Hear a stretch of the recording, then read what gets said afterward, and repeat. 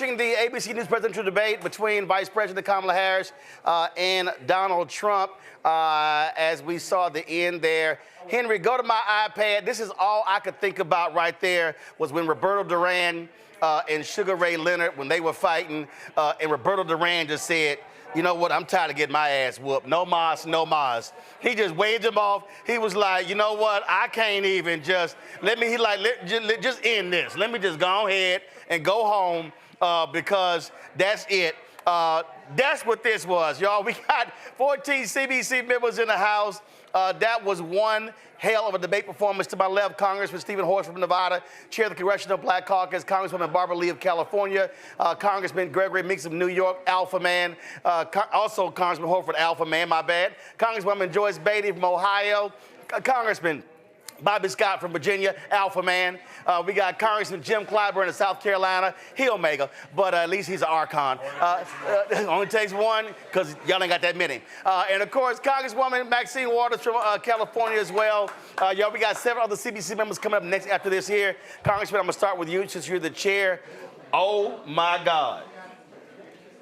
She focused on the American people. She talked about the fact that this debate was about them and their future. This is a clear contrast between two visions for America. She offered clear plans, clear policies that spoke to them. Donald Trump only talked about one person, himself. Over and over again, he kept bringing it to himself. This election is not about him. It's about all of us. And Kamala Harris is a candidate who wants to reach and to lead and to deliver for all Americans, and that's what she talked about. She opened on the economy, bringing down costs. She talked about a woman's right to protect her own freedom to make the healthcare decisions about her body. She talked about immigration and the need to actually address the border crisis and the fentanyl crisis. And it was Donald Trump who walked away from a bipartisan deal that would have solved a problem, but he doesn't want to do that. He wants to keep the problem going.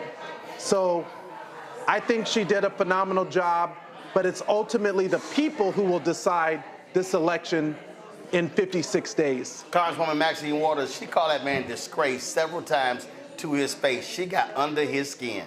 She absolutely did, and he fell for the bait because she looked him in the face and said to him what he never thought that he would hear from her. She held her own. You know, I'm so proud of her. The American people got to see what is competence, what public policy is all about. They got to see a leader who was intelligent, a leader who understood the needs of the American people and talked about bringing us together. She had to confront him in a way that most people didn't even know that she would take him on in the way that she did, but she took him on this evening. And she was right there telling him what he was and what he wasn't. As a matter of fact, disgrace is what stood out. She said it more than once. And I think the American people saw that. They understood that when they heard it. And so I'm so proud of her. She has really demonstrated her competence, her intelligence, and she wore him out on international relations. She was brilliant. He couldn't even respond. He couldn't even get in the debate. All he could do is talk about his friend Putin and the fact that, oh, give him a chance, he'll stop everything before he's ever elected. He's never going to be elected again. I'm sitting here this evening and I understand thoroughly, maybe for the first real time, that we have before us the next president of the United States of America, Kamala Harris. Congressman Clyburn, everybody talked about her need to prosecute him. Damn, did she prosecute him? I don't think he want to see another black female prosecuted in his life. Absolutely. I think that she acquitted herself very well by prosecuting him extremely well. And I think that the American people got a chance tonight to see the contrast. Are we going to have a future where the dreams and aspirations of their children and grandchildren can be realized, or are we going to spend the next several years in chaos. That's the contrast. I think she showed the American people that we can have tranquility, that we can have opportunity, that we can have freedoms, that we can have an America that all can benefit from. I think that, as Maxine just said, we just saw the first woman president of these United States of America. I got to go to Congresswoman Lee on that one. I opened up in the beginning. I asked you about the late Congresswoman Shirley Chisholm. I mean, Vice President Harris stayed on the offense constantly. She did not relent. She did not back up. She stayed on offense. Roland, like Shirley Chisholm, Kamala Harris showed that she's a fighter. She showed tonight that she's a fighter for the people. But she also showed that she was very presidential, that she's prepared, she's experienced, she knows what she's talking about, she has an agenda, and she has integrity. She's authentic, and I think tonight people saw through her authenticity. And they saw that she was a uniter also, and that she's bringing people together. What she saw with Donald Trump, I mean, this man showed his meanness. He showed that he's a fearmonger, that he's divisive, and that he's angry, and that he's full of hate. This country doesn't need hate. This country needs a Kamala Harris to bring us together, and she demonstrated tonight that as president, she will do that. And I agree. I think we witnessed tonight the next president of these United States of America who's going to fight for the people. Oh, yeah. Congressman Bobby Scott, when that fool sat there and repeated that Haitian eating animals lie, I mean, right there, you knew how nuts he was. And then he just started flailing. That was at one point, that was one stretch. I don't think anybody knew what the hell he was talking about. Because everybody in the room was kind of like, what was the subject? I mean, he was just all over the place. She completely had him flustered. In stark contrast to her presentation, which was strong, confident, and on point throughout. He was meandering around and making up lies like on reproductive care, everybody wanted states' rights. No. Civil rights, those who support civil rights never support states' rights. That's the battle cry of the segregationists. Right. They wanted states' rights. And she pointed out when you have states' rights, they get to do what they want to do in those states. But there was an overriding theme in the whole thing, and that is how you address a problem. Kamala sees the problem as an opportunity to fix it and make life better for people. He views it as an opportunity to complain, get people all worked up, blame the Democrats, but do nothing. And she caught him on the border. Here you have a problem. He's complaining, blaming the Democrats, complaining. You have a solution. He kills the solution. And then what? Goes back to complaining. Well, no. If you have a problem, you ought to talk about solutions. And in the end, he said, well, she's talking about creating jobs. Why don't you create some jobs? He must have missed the point that this administration has created more jobs in 4 years than any administration in the history of the United States. In fact, they'd broken the record in the first 2 years. So I don't know. And those were not bounce back jobs. Exactly. Well, wait a minute. Because he tried to claim they were bounce back jobs. Let's talk about bounce back. Bounce back from what? Bounce back from a miserable economy. Right. I mean, he kind of, by using that term, he kind of gives it away, that it was, in fact, a miserable economy, and we were bouncing back. But we bounced back so much that we created a record in the first 2 years, more jobs after that. We've created more jobs than anybody in history. By the end of this administration, they would have created more jobs in 4 years than any Republican has done in 8. Congressman Meeks, House Foreign Relations Committee, foreign policy was a huge part of this. He quotes a dictator saying that they want me back. She dog-walked him on Ukraine, on the border, on Putin. I said, did this fool quote Victor Orban? Really? He did. It's unbelievable. Look, to me, he seemed old, disoriented, knew no policy, surely didn't know foreign policy. when you're talking about leading, you lead by uniting. NATO is now stronger than ever before. Fact of the matter, when you look at Sweden and Finland is now a part of NATO. That's strength, led by the United States of America. You're not out there by yourself when you say you don't need anybody. That's basically what he was saying. He's confused. When you look at what's taking place on the South Pacific, you see countries coming together, working together against his friend, Vladimir Putin. You see them coming together and working against his boyfriend, Kim Jong-un, in North Korea, who continued to write letters. They love letters. Love letters. They're love letters. When you think about, what's taking place in regards to strengthening America, and one of the things that was clear to me, because one of the things that I will never forget, what he called countries on the continent of Africa, when he called them S-hole countries. Mm-hmm. No, we have to say shithole nations.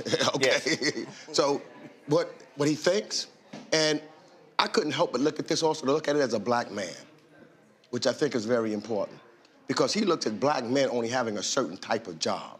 And he tried to say, he didn't say black this time, he tried to say African American. But if you listen to what the vice president was talking about, she was talking about creating businesses, right, and making sure people had access to capital. As a black man, I want to do a business. I need, what hurts us is access to capital. She's saying, I'm going to put $50,000 up front to give me access as a black man. That's what I want to do to take care of my family. So she showed real strength and determination on how we can keep our families intact and be proud. She talked about having health care so that and having it affordable. So I don't have to worry about at night how I'm going to take care of my family, because it's being put in place. So she hit all of those elements, whether it was foreign policy and whether it was domestic policy. And as a black man, what will I need to strengthen me and strengthen my family so I can stand up? She spoke for me as a black man. Congresswoman Beatty, when you have these debates, you could do two things. You could get so much into the weeds on your policy that you ignore fighting back, or you can get so locked in on fighting back on the lies you forget your policy. I thought that was great balance, where it was like, okay, let me knock his ass out, come back to my plan. And it was also an uplifting plan. Yeah. Everything for him was horrible, pathetic. It was all doom and gloom, as opposed to what is hopeful or what is promising. Absolutely. Tonight, I've never been prouder. She answered so many things. We saw tonight what a presidential candidate should look like. We saw her scholarship, we saw her temperament, but we also saw that she's a fighter, that she would stand up to the American people and she wouldn't run away. I'm so proud to join my colleagues and hold this sign tonight, because the number one thing we've been hearing across all of our states, who is Kamala Harris? Well, tonight she answered that question. She answered what we already know. We've had the pleasure to serve with her in Congress. She's a member of the Congressional Black Caucus. She swore all of us in when she became vice president. She came to the caucus and the Congress and talked about the issues. But tonight, she fought for the American people. And what I really liked about it, she looked directly in the camera. She didn't play to the set or to Donald Trump. She spoke to the American people and she gave them hope. She told them that she would fight for all of our freedoms. She talked to women. She talked international policy and foreign policy. There was not a topic that she wasn't able to articulate. And as you said, it was clear she could get in the weeds with data and fact, but she came right out of it and spoke to the everyday people. Yep. She has a plan. He had no plan. He has no policies. He even admitted, well, I got a concept or two. And the more he talked, the more we saw that the discriminating and discriminatory things that he would say, and we saw her standing up for the people. We have a second CBC panel. I'm going to throw this out, and everybody can make their final comments. But y'all serve in Congress. Did that fool say he saved the Affordable Care Act? Did I hear? Yeah, he did. Yeah, you did. Yes, he did. What? he did everything to try to kill it. Exactly. 60 times. Yeah. Everything. And Project 2025 would kill Medicare, Social Security, defund the Department of Education. But he said he doesn't know anything about it. He doesn't want to read it. When somebody gives you a playbook, like Coach Wall says, they plan to use it. Exactly. They've written 900 pages of a playbook, and they plan to use it. That's why the American people, it's incumbent upon us to make sure he never has the opportunity to implement that plan. Well, let me just say what struck me, among other things, was when he talked about all of our enemies, how much they like him, Putin and Kim Jong-un. She said, yeah, because they know they can manipulate you. Yeah.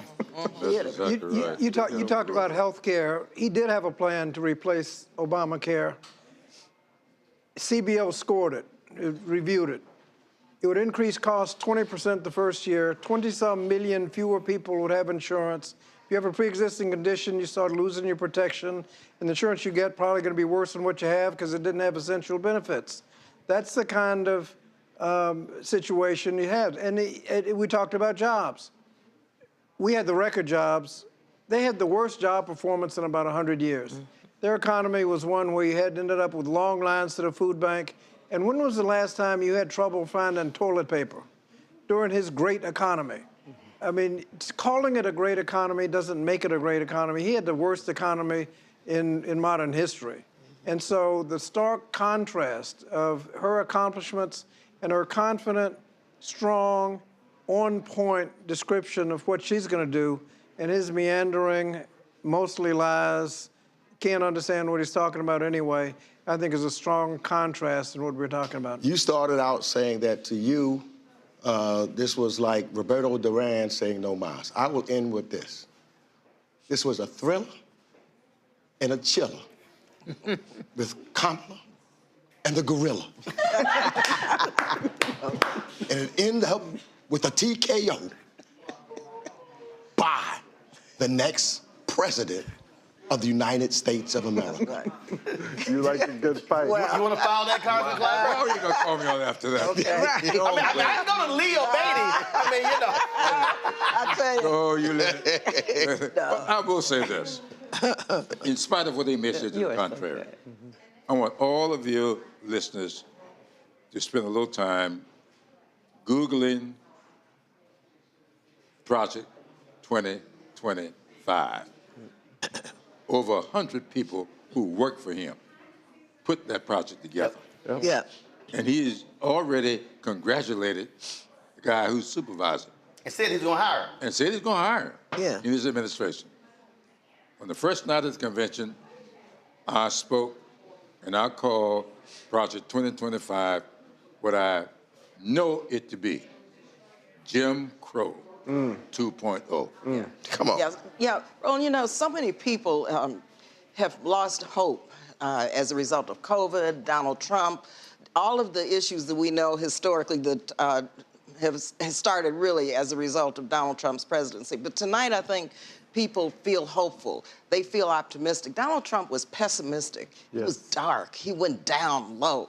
And that contrast was stark. And finally, I'll just say, sometimes people wonder about our democracy, what it all means. She laid it out in terms of our freedoms. Absolutely. And that's what's at risk right now.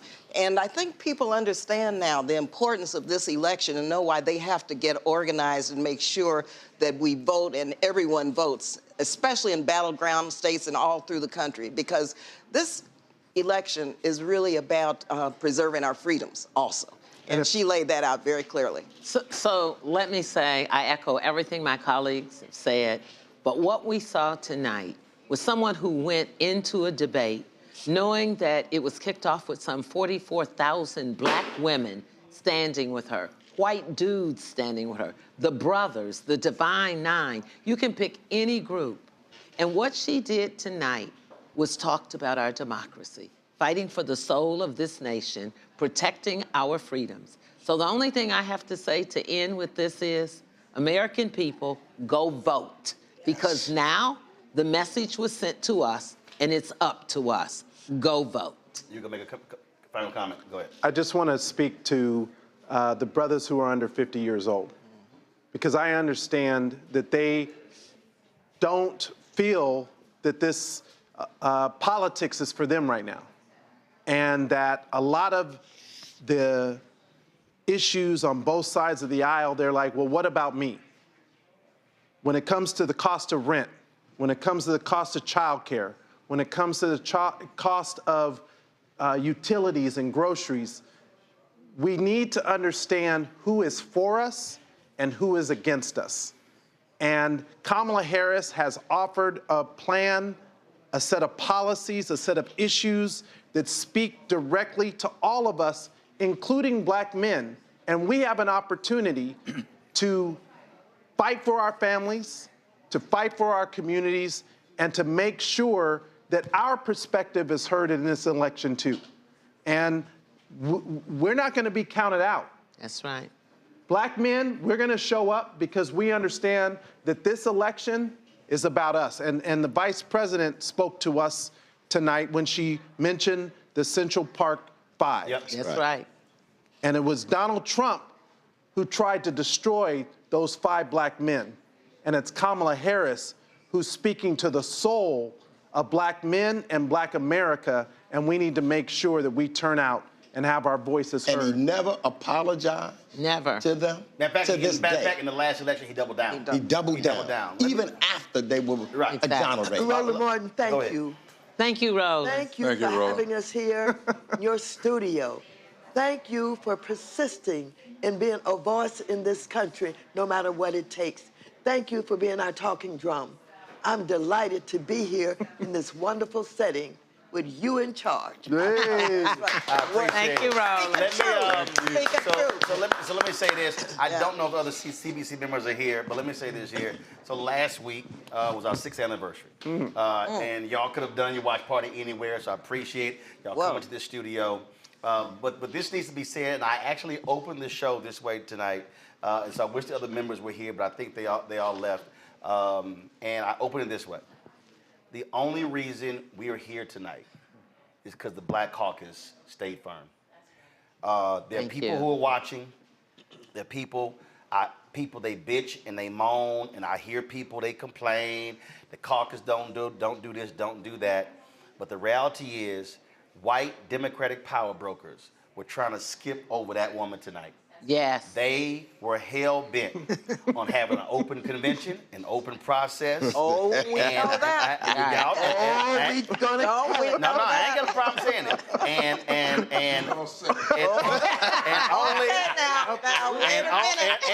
We know where that came from, too. That's right. And I ain't got a problem saying it. That was only Yeah, that's one. right. See, That's right. there was only I had one to take that, CBC too. member that defected. That's right. But I need everybody watching and listening. That's the right. Black Caucus held firm. That's right. And they That's tried right. to break y'all. That's They right. sure did. And if they had broken the Black Caucus, That's right. She would. she would not have been on Right. that stage Come on, tonight. talk to me. So Right. everybody That's watching right. owes y'all a debt of gratitude for holding That's right. firm, because that's what made it possible. Glad so we you appreciate recognize it. that, We brother. appreciate y'all. Thank you for saying that. We appreciate That's y'all. right. We appreciate it. We appreciate it. Appreciate it. Thank you. Appreciate That's it. right. Yes, sir. We gonna, hey, folks, our panel's gonna come in. So let's do this here. Go to a quick commercial break. We're gonna bring in our panel for our conversation. Y'all know we're about to bring the funk. You're watching the Black Star Network live coverage of the ABC presidential debate. Back in a moment.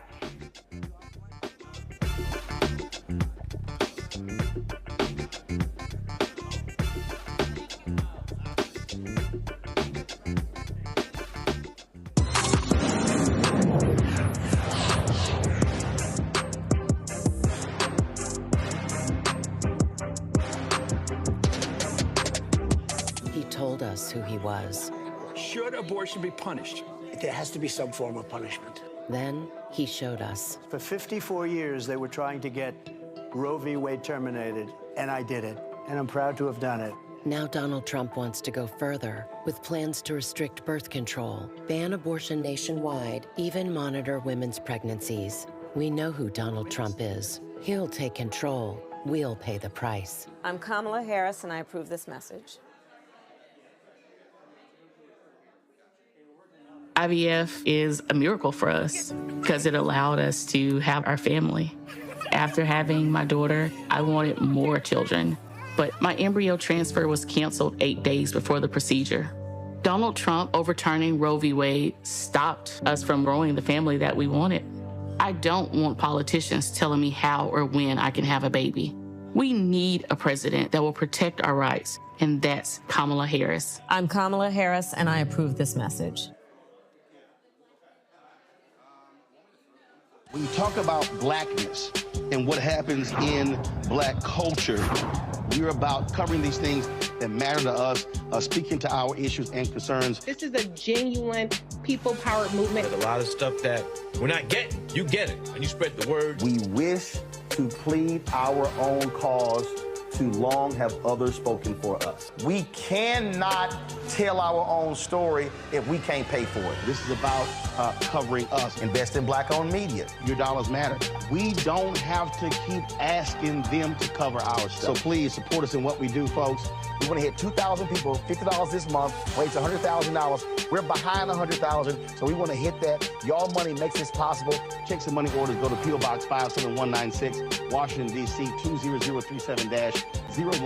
The Cash App is $RM Unfiltered. PayPal is R Martin Unfiltered. Venmo is RM Unfiltered. Zelle is Roland@RolandSMartin.com. Here's a 78-year-old billionaire who has not stopped whining about his problems. Oh, she had a big crowd. Oh, the crowd. This weird obsession with crowd sizes. It just goes on and on and on.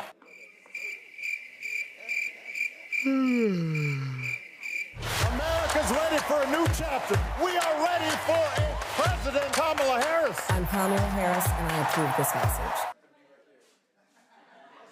Hatred on the streets, a horrific scene, a white nationalist rally that descended into deadly violence. White people are losing their damn minds. As an angry pro-Trump mob storms the U.S. Capitol, we've seen shooting. We're about to see the rise of what I call white minority resistance.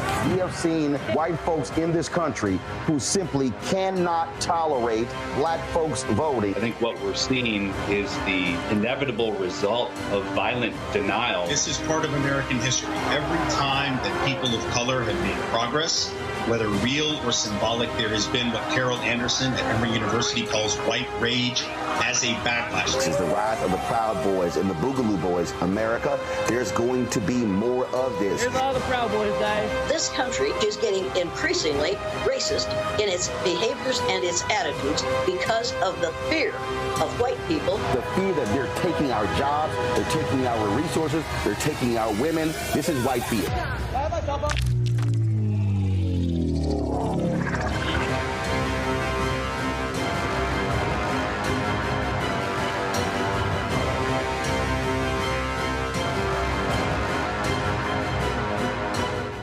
In 2016, Donald Trump said he would choose only the best people to work in his White House. Now those people have a warning for America. Trump is not fit to be president again.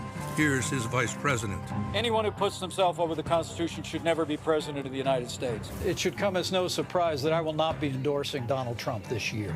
His defense secretary. Do you think Trump can be trusted with the nation's secrets ever again? No. I mean, it's just irresponsible action that places our service members at risk, places our nation's security at risk. His national security advisor. Donald Trump will cause a lot of damage.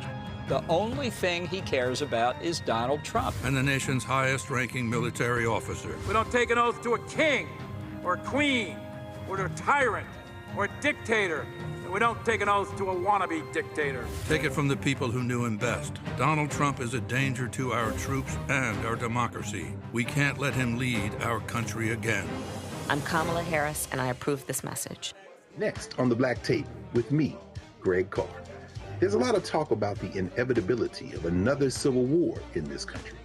But on our next show, we'll talk to a noted author and scholar who says we're actually in the middle of one right now. In fact, Steve Phillips says the first one that started back in 1861, well, it never ended. People carrying the Confederate flag, wearing sweatshirts saying MAGA Civil War, January 6, 2021, stormed the U.S. Capitol, hunted down the country's elected officials, built a gallows for the Vice President of the United States, and to block the peaceful transfer of power in this country. On the next Black Tape, here on the Black Star Network. The overturning of Roe almost killed me. I had a blood clot in my uterus that caused my labor to have to be induced because of the overturn of Roe v. Wade. I wasn't able to get life-saving treatment sooner. I almost died. And that's because of the decision that Donald Trump made. I was able to get Roe v. Wade terminated, and I'm proud to have done it. The doctors and nurses were afraid that if they treated me in the incorrect way, that they would be prosecuted for that. And that's appalling. Donald Trump says that women should be punished. Do you believe in punishment for abortion? There has to be some form of punishment. For the woman? Yeah. I believe that women should have reproductive freedom to make the choices about their own bodies. 4 more years of Donald Trump means that women's rights will continue to be taken away one by one by one by one. This has to stop because women are dying. I'm Kamala Harris, and I approve this message. On the next Get Wealthy with me, Deborah Owens, America's Wealth Coach, are you trying to figure out how to earn more revenue in your business during these volatile times?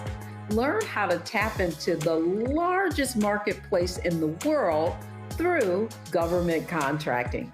Our next guest, Akia Hardnett, will be sharing how you can get wealthy through government contracting. We've got a young lady, government assistance to government contracts. She literally was on government assistance when she came to us, and in less than a year, she has been winning multiple government contracts, and it has changed the trajectory of her family. That's right here, only on Black Star Network. What's good, y'all? This is Doug E. Fresh, and you're watching my brother Roland Martin Unfiltered as we go a little something like this. Hit it. It's real.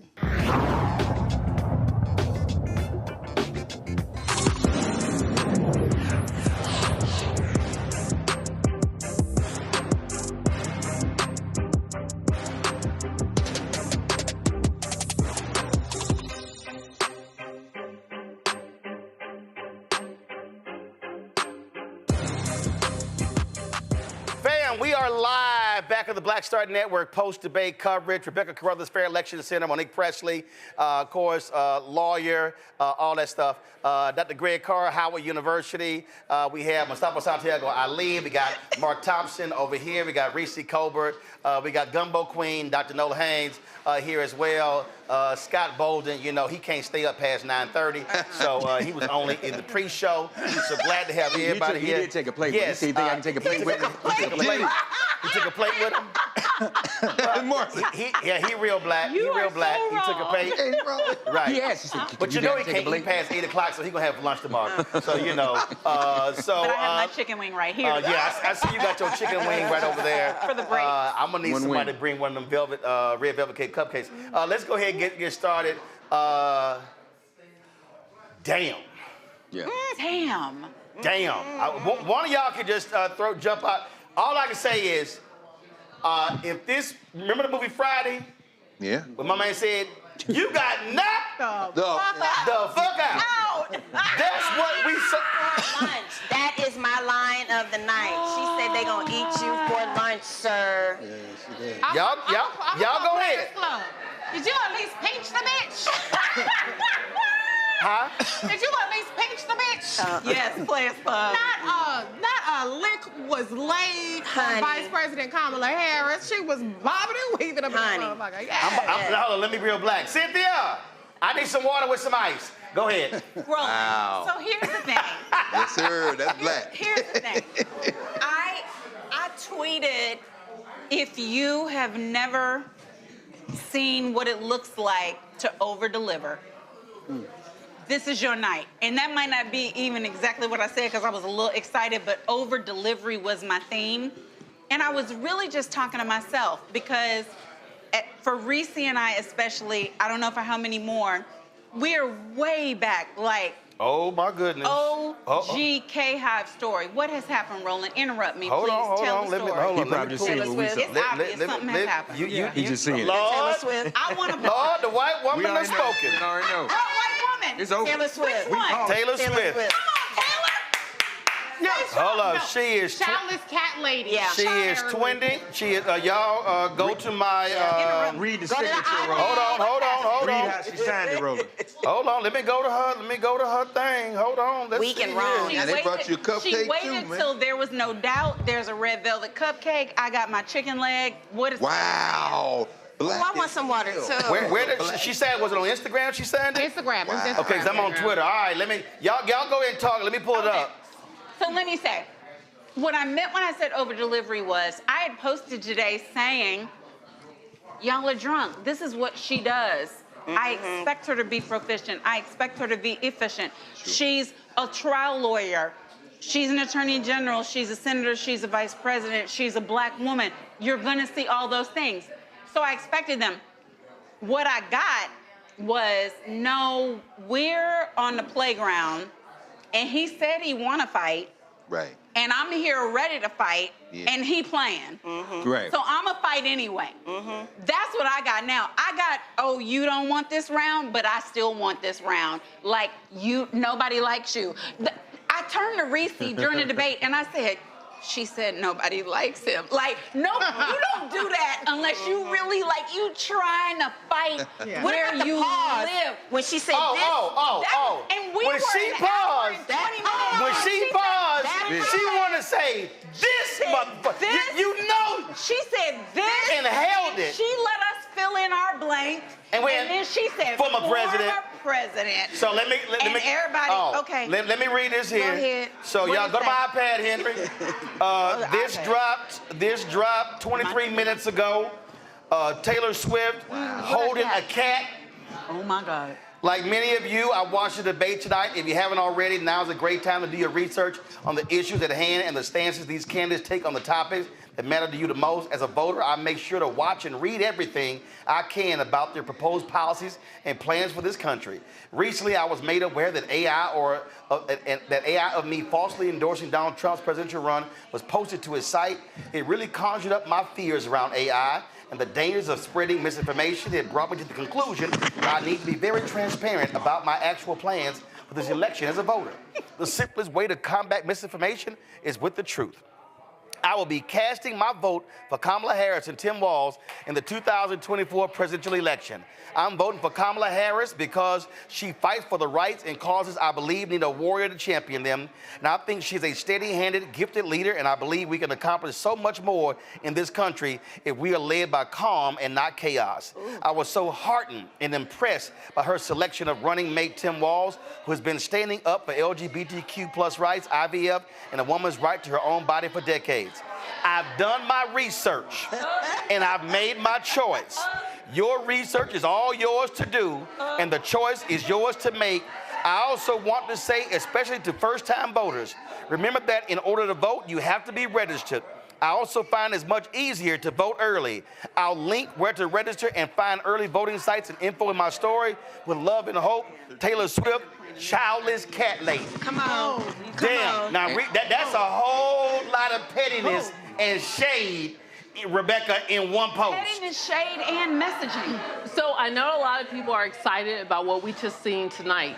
So there are some people who are looking for a policy Hold on, before you go there. 1.7 million hearts, 180,000 comments. Go ahead. That's huge. So there are some people who tonight they wanted to see a straight the policy debate. Yeah. With the two candidates that you had on stage, especially if you are a candidate that's going up against a candidate like Donald Trump, it's hard to have a straight policy conversation because he is incapable of having a policy conversation. I was going back to the 2016 debates between Hillary Clinton and Donald Trump. She tried to stay on policy, but it didn't work as well. When we go to 2012 and we look at Biden and we look at... Biden and Ryan. No, Romney. You said 2012. Romney, 2012. Obama and Romney. Sorry, when we look at Obama and Romney, we saw that was a strong policy debate. When we go back even to the 80s was the time when we saw Ronald Reagan. Ronald Reagan performed similar to Trump, where they are both, they're not going to be strong on policy. So I was getting a lot of texts from people saying, hey, where's the policy? Where's the substance? They weren't answering the question. Unfortunately, tonight, this wasn't that type of debate. Tonight was a character debate. It was about who are you comfortable with leading this country over the next 4 years. And so I just want to take a step back to reframe what tonight actually was, especially for viewers out there who wanted to hear a lot of policy. That wasn't what tonight was about. It was about who should move the country forward over the next 4 years, who has the character to move the country over the next 4 years. And so tonight you saw a clash of two different characters. But Mark, what was, again, brilliant is she did exactly what, for the last 3 or 4 weeks, I've been saying you have to do. You got to hit his ass on lies, but then pivot back to your stuff. You can't get so bogged down in playing his game. When she brought up the crowd size, his dumb ass, he fell for it. She served it like a baby wants a bottle, and he took it. And hold up, let me go back. Yeah. She brought up my crowd size. Yeah. That ad, y'all, pull the ad. This was the ad the Harris campaign dropped today that they ran in Palm Beach on Fox News, knowing full well he, sitting in Mar-a-Lago, was going to see this ad. Roll it. Here's a 78-year-old billionaire who has not stopped whining about his problems. Oh, she had a big crowd. Oh, the crowd. This weird obsession with crowd sizes. It just goes on and on and on.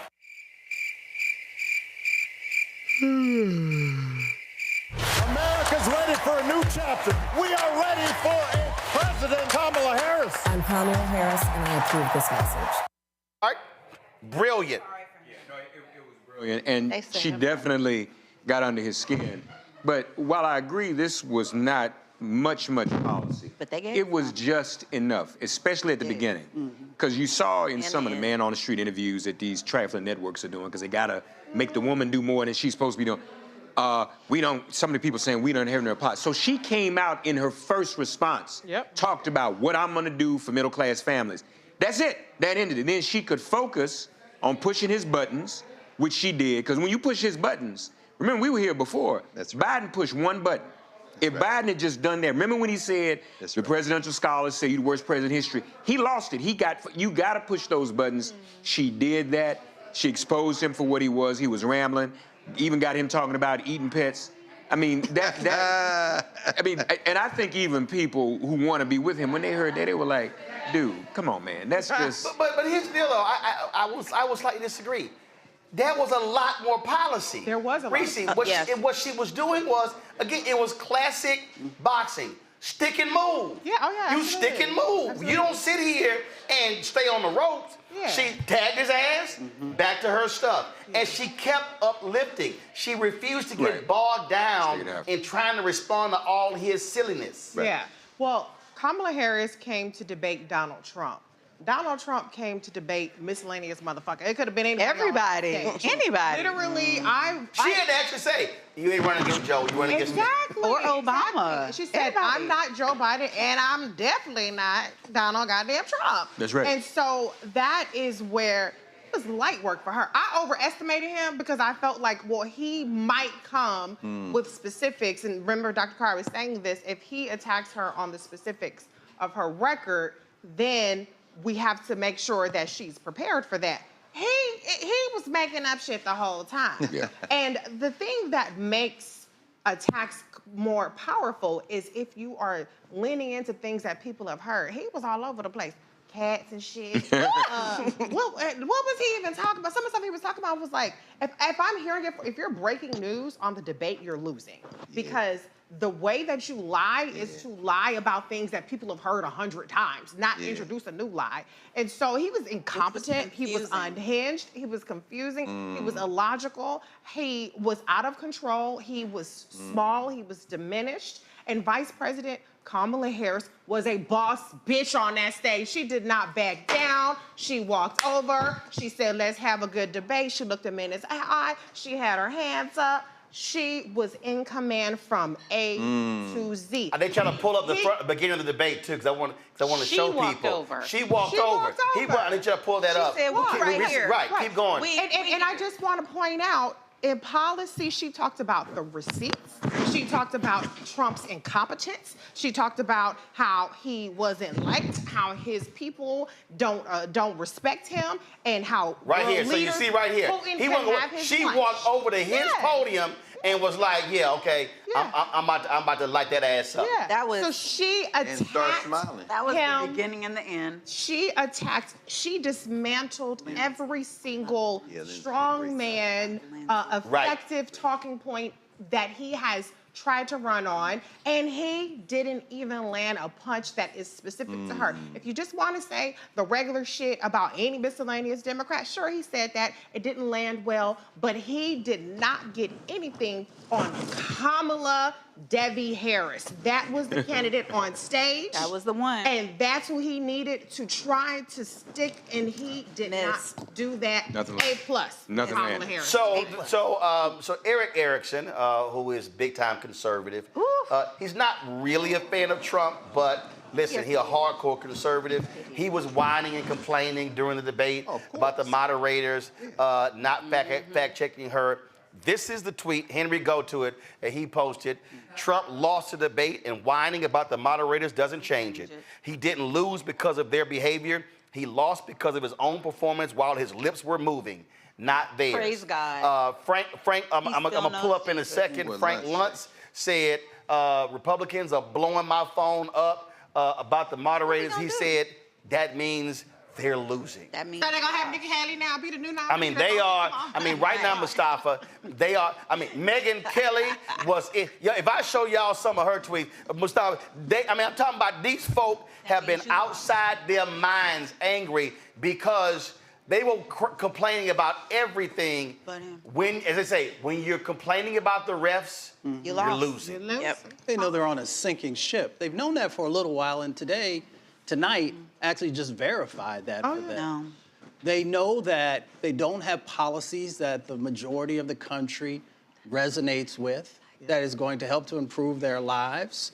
And they were hoping that in this particular moment, that Trump would do something different. The difference would have been to stick on policy and to be able to move forward in a way that the country saw themselves reflected in that. And he was not able to do that. He's not able to do that because he doesn't know policy. He doesn't know how to read. Right, and he ain't got no policy. Exactly. He doesn't have solutions. He has policies, but he doesn't have solutions. Yeah, but here's the deal. He couldn't even offer the policies. No, he didn't do that. Throughout this debate, Greg, the other debate. He has a concept. What you heard was he kept, every time, the border, they're letting millions in, and crime in those countries is going down. And I mean, that was his thing. And this is why I'm telling you, last night by midnight, when Ron Brownstein sent me that, I said, no, Ron, she should not deal with immigration and crime because that's playing right into his hands. And so what she did was, and it was perfect. It was perfect when the immigration, and she said, and this man called Republicans and said, don't sign it. And then he kept whining, well, why don't she go back and sign something? I'll go with her. Why don't they go back and sign something? They can't sign nothing because you told Republicans don't pass the bill. She boxed him in, and all he had was these crazy deranged people. And then what did he do? He went right back to white fear. They're coming into our towns, Springfield and Aurora. And he was calling all these white towns. He was trying to push the buttons, and it was like, bruh, you suck at this. Or he was rallying his troops. I mean, it was a 12-round fight, 12 rounds of questions, with a closing statement being the 13th. Shout out to Lindsey Davis, by the way. Shout. Who in round 3, Lindsey. immigration. Lindsey. It was actually round 2, on reproductive rights. She said, no, it's nobody that does that.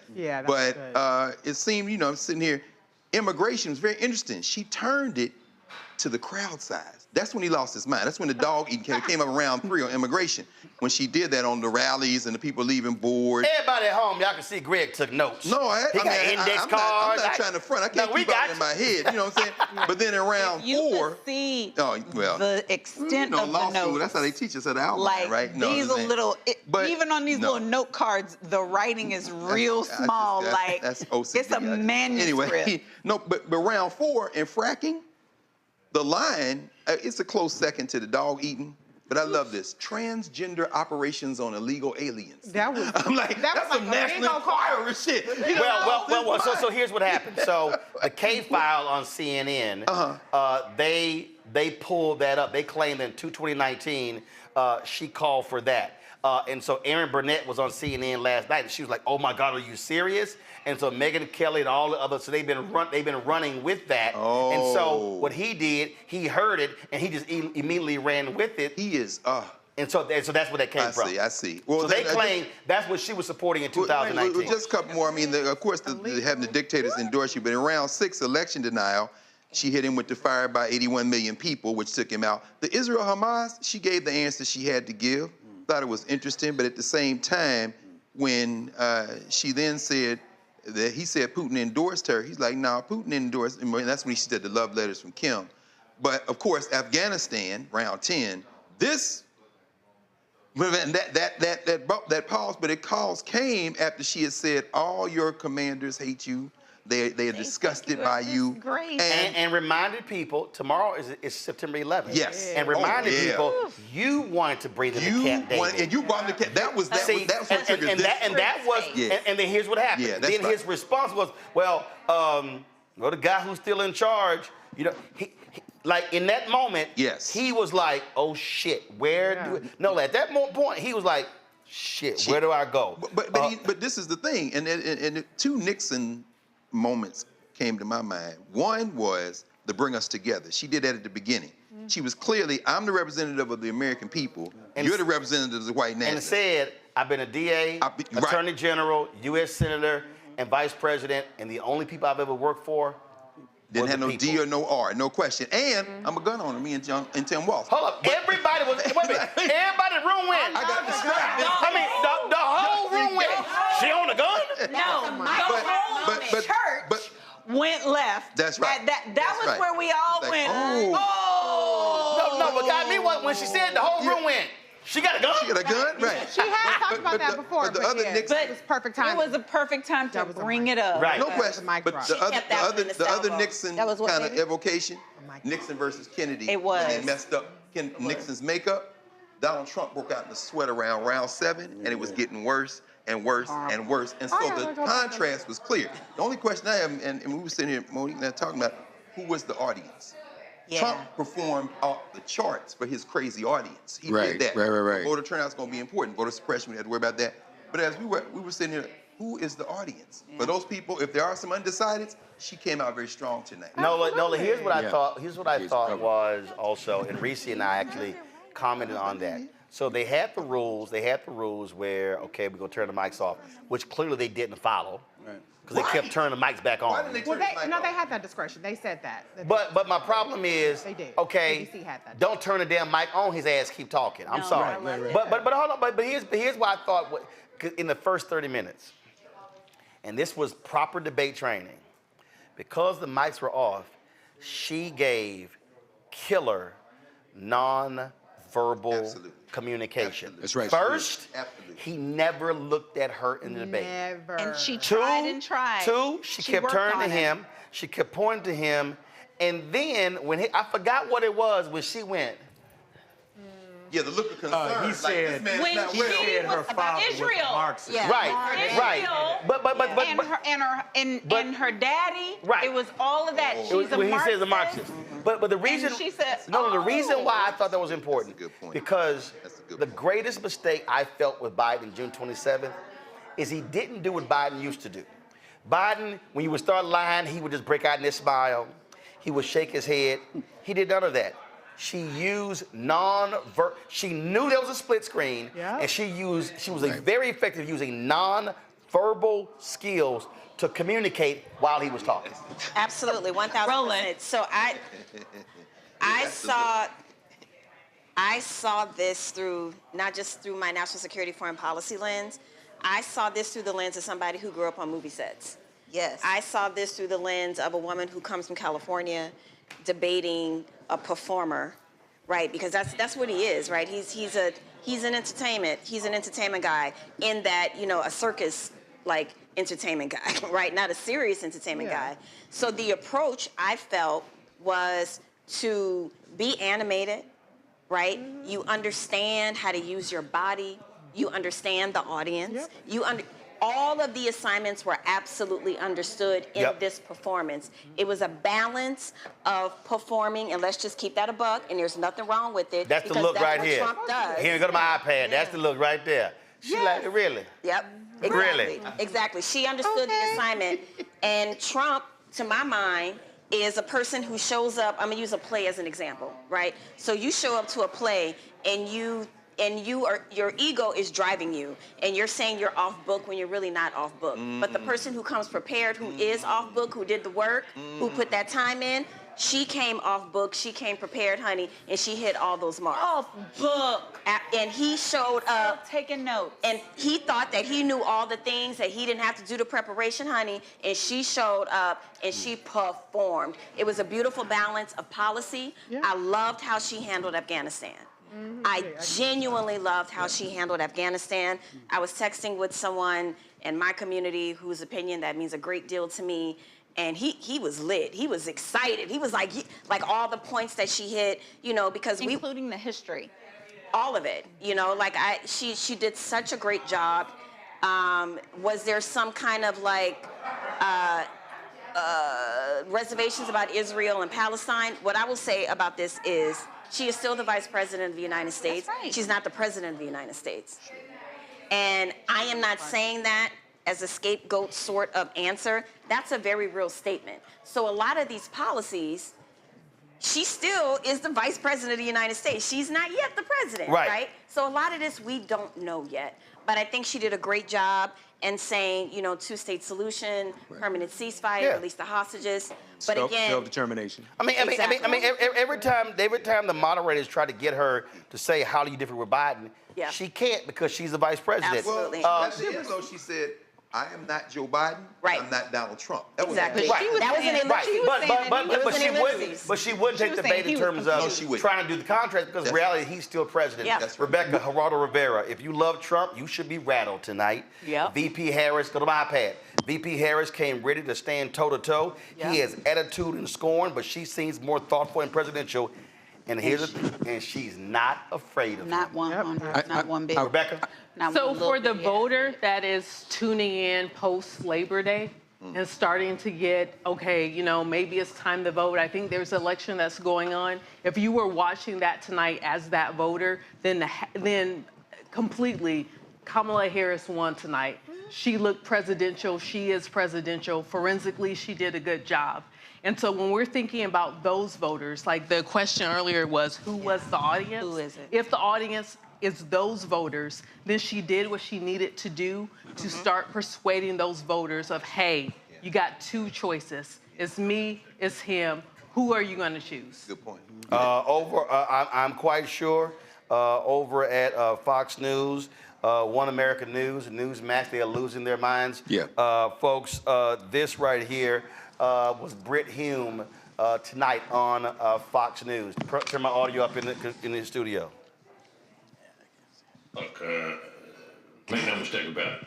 Trump had a bad night. He rose to the bait repeatedly when she baited him, something I'm sure his advisors had begged him not to do. You know, in the first debate when Biden attacked him, he just kept his cool and kept going. And this debate, he rose to debating, and we heard so many of the old grievances that we'd long thought that Trump had learned were not winners politically. And there they all were, you know, talking about how he didn't lose the election and all that. I mean, so my sense is that she came out of this in pretty good shape. Now, how long this will last and is anybody's guess. But for tonight, at least, this was pretty much her night. You're saying she had a good night? I'm saying she certainly did. Sean Hannity. And the thing, go ahead. No, what I was going to say, as a I look at this as a debater. Yeah. And a lot of debate is psychology. And so what I saw when I watched her was surgery.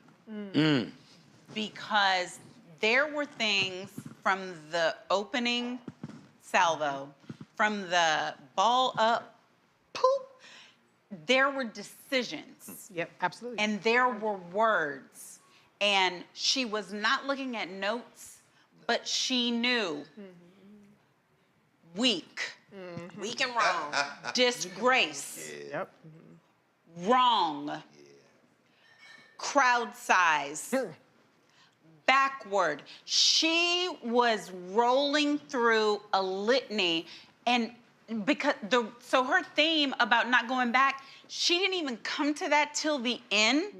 What she kept doing through the better part of the debate was and confused, because her job, as she understood it, was, if we're prize fighting, I'm not trying to take him out. I'm not going for his head. I'm doing body blows. Yeah. Oh, yeah. Body blows. I know what he hates.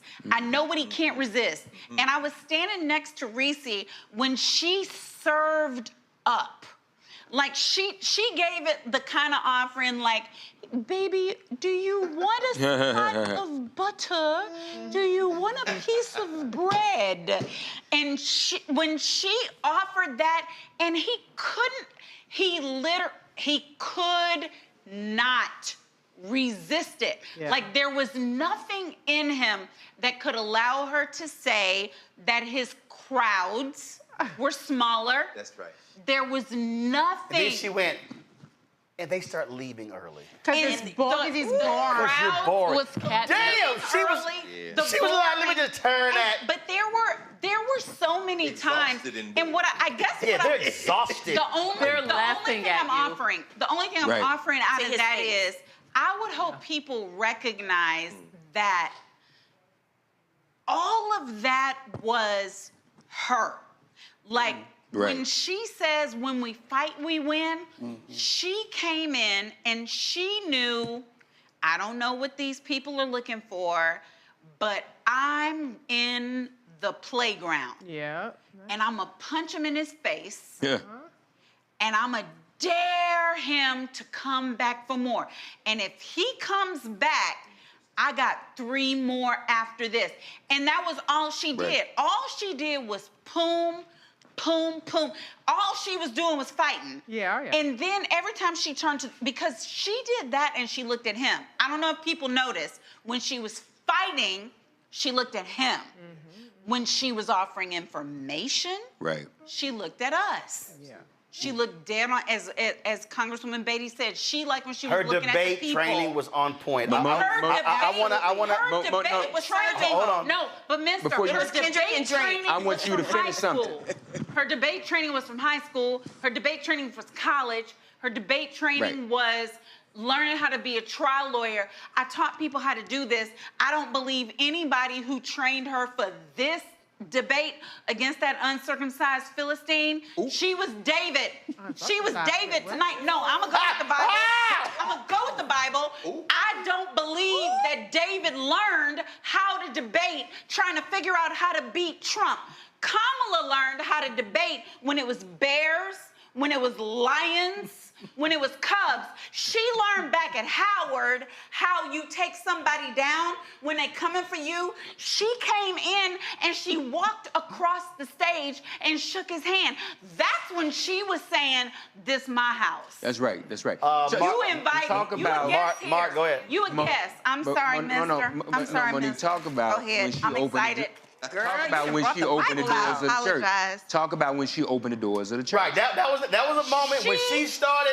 When she got. There are any of you. Is there one? Who are tired? Please, ma'am. Please, come sir. to me, ye who are heavily If you will, laden. won't you come? If you don't want this, hold on. She's not Jesus. No.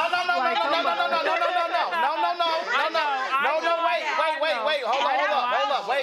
Hold up. Not Jesus. No. Here's an important point. She said, "Come in." No, here's an important point.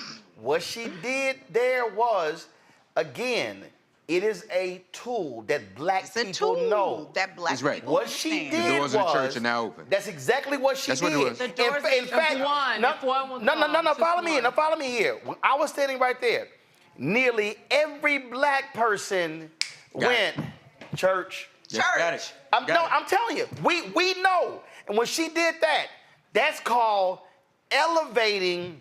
Oh, yeah. Matter of fact, go to my iPad. She went. This is what church girl Latasha Brown said. This wasn't a debate.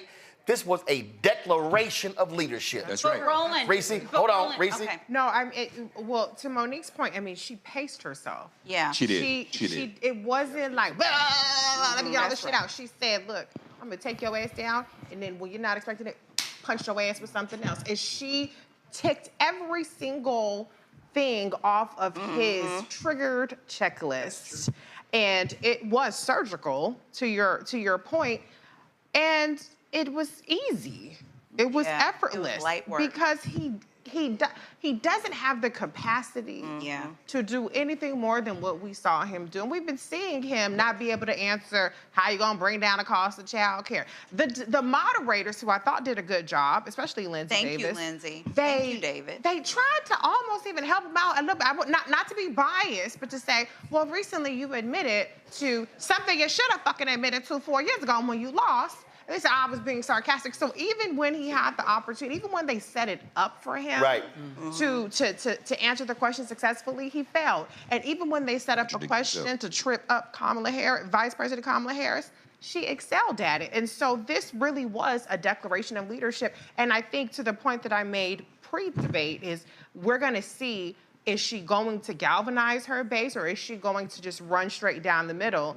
And I think she did both. I think that she was inviting without seeming like without coming across as a person who doesn't have convictions, like a person who's going to back down from the tough conversations. She didn't say I'm a black woman, but I think, and that was my only thing, if I had to knock down out of 100 points, I give her 99 out of 100.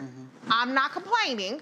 But I still I like that she addressed the fact. She got everything else in the script that I had, which is talk about how he talked about Mexicans are rapists, talk about how he pulled out a full-page ad on the Central Park 5, and talk about his history of racism without calling him a racist.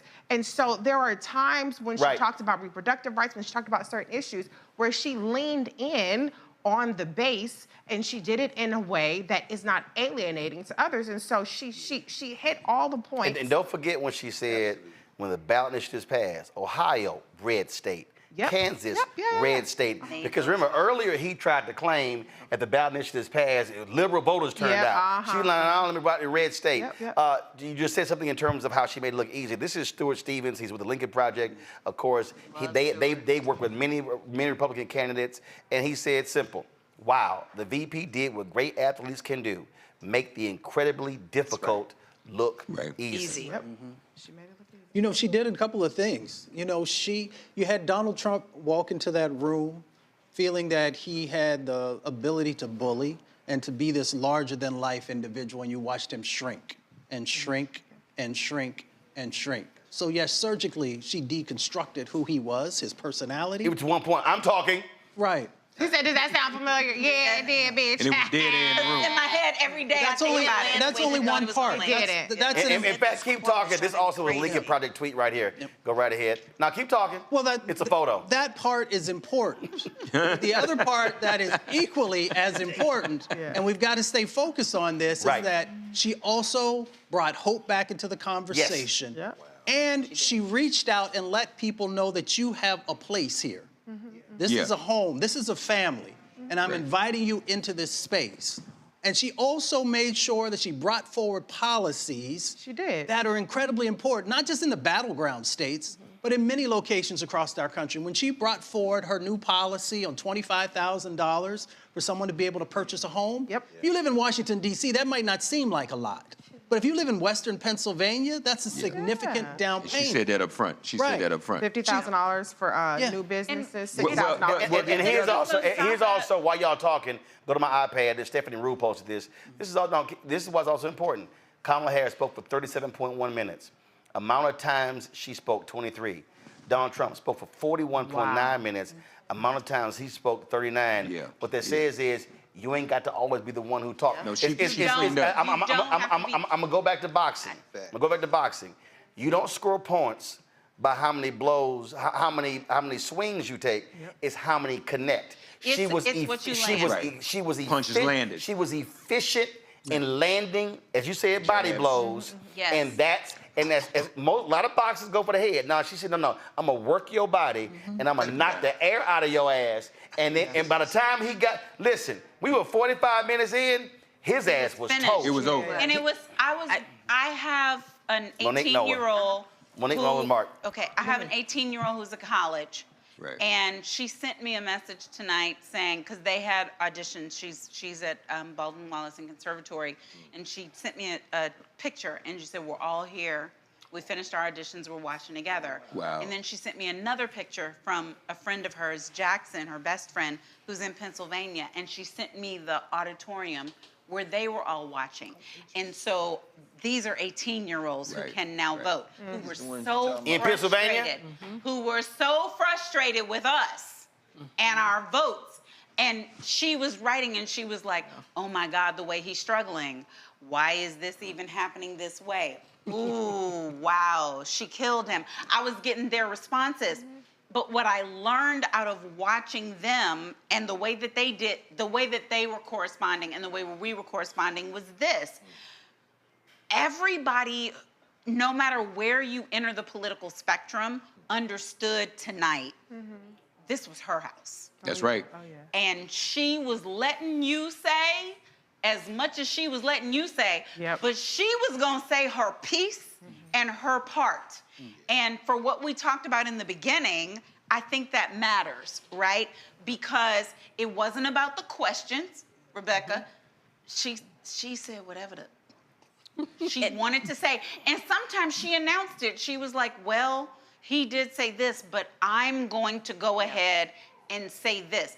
The reason why I think that matters the most is because for people who were watching, they were looking for leadership. And they were looking for boss assness, right? and I don't think there's any question about the fact that she gave that. To your earlier point, you know, when I heard her mention the word weak, and she talked about being an immigrant and, you know, her parents being immigrants. Yes. What landed to me was Emma Lazarus' poem written on the Statue of Liberty. Give me your tired, your poor, your huddled masses yearning to breathe free, the wretched refuse of your teeming shore. So she hit so many important points. Yes, she also hit the biblical points that spoke to, you know, Black Americans. She also hit the points that is written on the Statue of Liberty when, you know, we talk about immigration as if Americans have just now become xenophobic. That is not the case. You know, when we think about the Italians and the Irish that came here, and you know what I'm saying? Like, this is a long, ugly history in our country, and then you add melanin, you add more melanin than some of the Southern Italians, and it's gonna be even uglier. But I think she hit all those notes, and I think it's important to bring history up. You know, I know that, you know, the young brother who was talking earlier about the under 35s, that they don't necessarily respond to the kind of historical narratives in which, you know, maybe people in our age group do and our parents do and our grandparents do. But that moment for me really kind of signified what the Statue of Liberty stands for. That, you know, I'm a descendant of slaves, but this country is mostly built on, immigrants. And I think she hit that too without, like Reese said, so much of what she did was implicit. Yeah. It wasn't necessarily explicit. And that's okay. And that was one of those moments for me. That's and, you know, my folks didn't land at the Statue of Liberty and have that narrative, but I think she also spoke to those parents, to those people too, and she opened the tent. Right, she broadened the tent of the coalition. She's not a populist like Trump. He doesn't have to appeal to anybody else because he has his base and that's it. Exactly. That's what a populist does. A populist talks to their 30, 40%, that's it. She opened the tent, she broadened the tent, and I think by mentioning that quote, there was so much wrapped up in that moment, you know, weak and wrong. That one small word, weak, it just harkened so many feelings and emotions. And that was the one thing that came up to my mind. Was the Statue of Liberty. One of the greatest debate moments ever. Henry, go to my iPad. Trust me, in only 5 seconds. And this former president, and this former president, and this former president. Why? Whoa, Martin! That's not planned. She struggled. Like she almost didn't make it. That's improv. You don't think that was acting? That was improv. That was improv. That was not acting. No. It was acting in that. It was acting in that it may not have been scripted. Oh my Lord! It was not. Hold on. She understood how to use. Oh my Lord! Oh my Lord! White folk about to lose their mind. What happened? Lord have mercy. Caitlin Clark liked Taylor Swift's endorsement of Kamala Harris. Oh Lord, the white folk. Oh Lord, MAGA about to lose their damn mind. It's over. It's over. MAGA about to lose their mind. Mark, go ahead. We need the white women. But that, and that's exactly, you read my mind. That's exactly what I was going to say. And to everything you said, the implicitness, we ought to acknowledge the manner in which she presented herself tonight. It was very genuine and authentic. Nothing was forced. Those natural reactions, people could relate to as the kind of reactions, I would probably react that way. The way she held her arms, everything she said, the way she said it was real for people. And it was like, this is how you reacted. Even the way she looked at him when he was saying crazy stuff. But Mark, that's again, we're gonna go back to, again, using sports analogies. When you were in rhythm, when you were in rhythm, Michael Jordan, the players never understood. Michael Jordan would put on his headphones before the game, and Michael would literally visualize the entire 48 minutes. He would visualize where he was going to take the ball, which corner he was going. He would literally visualize the entire 48 minutes. She did. If you go back and look at that, from beginning to end, she was completely in rhythm. Right. Run Walker had a tweet where he said that he felt she stumbled on the race question. I'm like, no, she didn't. No, not at all. I said, no, she didn't. She wasn't. What she did was, first of all, what she did was she took a breath. Yep. See, this is what people don't understand. She took a breath and that breath was, I can respond this way. Let me go here. But the brilliance of how she responded was, because see, here's the whole, remember, she got asked that question by Dana Bash. She did. And she went, next question. But this time what she did was, she answered it, and why do we have to question people? But then but you did this. But this yes, right. And you did this, and you did this. She said we shouldn't have to answer it, but he's a racist. That's how you operate when you're in rhythm. You're not thrown off. And at no point in 90 minutes did he throw her off. So to your point, that's what was so strong, how she just flowed for the entire, 95, almost 100 minutes. And in that Mark, response, then Rebecca. she mentioned the Central Park Five. And Nola, I think... Which was huge. Huge. To that 35 demographic. Convict them again. See, to that 35 demographic and these black men, you're acknowledging, you already had them at the convention. Wait a minute. She's got brothers who were locked up like me at the convention. She's talking about brothers who were locked up at the debate. One last point on foreign policy. We talked about Palestine and Israel. And, you know, I'm in the movement. A lot of folks are impatient with the Biden administration. You're right, she's still the vice president. But folks, here's a lesson in why she has to speak the way she speaks. African-American electeds and leaders are disproportionately punished for speaking out against Israel. That's our history. As soon as she said, I will let Israel defend itself, his immediate response was, she hates Israel. Because the narrative that has been set up is that we're all anti-Semitic. Right. And they want to paint her with that and tank her with that. Of course. So, but notice, as soon as she said, I will let Israel defend itself, he responded with, oh, she hates Israel. And then and the Arab world, too. Yeah. I mean, the United States solution. Rebecca, was interesting is he kept going on and on about abortion after the 9th month. This is this is a mean, but this is a mean folks posted. Abortion after birth is called school shooting. Thank you. I wish somebody Amen. would do that. Yeah. There it is. Well, you know, Mark, to your point, it's not just black elected officials speaking out against the Israeli government. If you are black in this country and you are criticizing the government of Israel, you are labeled anti-Semitic, even though there are a lot of black folks who are of Jewish descent, ethnically, right? So, but that aside, a lot of people are excited. A lot of people are feeling emotion by tonight's debate performance. But we know debate performances don't equal winning the election. Right. And so I'm going back to what does it take for Vice President Kamala Harris to win the election? That's right. Is tonight enough? You know, if her goal tonight is to do no harm to her campaign, absolutely she excelled. If it's, you know, show that she has competent leadership capability, she excelled there. But now when we're thinking about the people who are voting, and the reason why I'm stressing this is we're in 2024. This is not 2020. This is not a level playing field. The rules are different.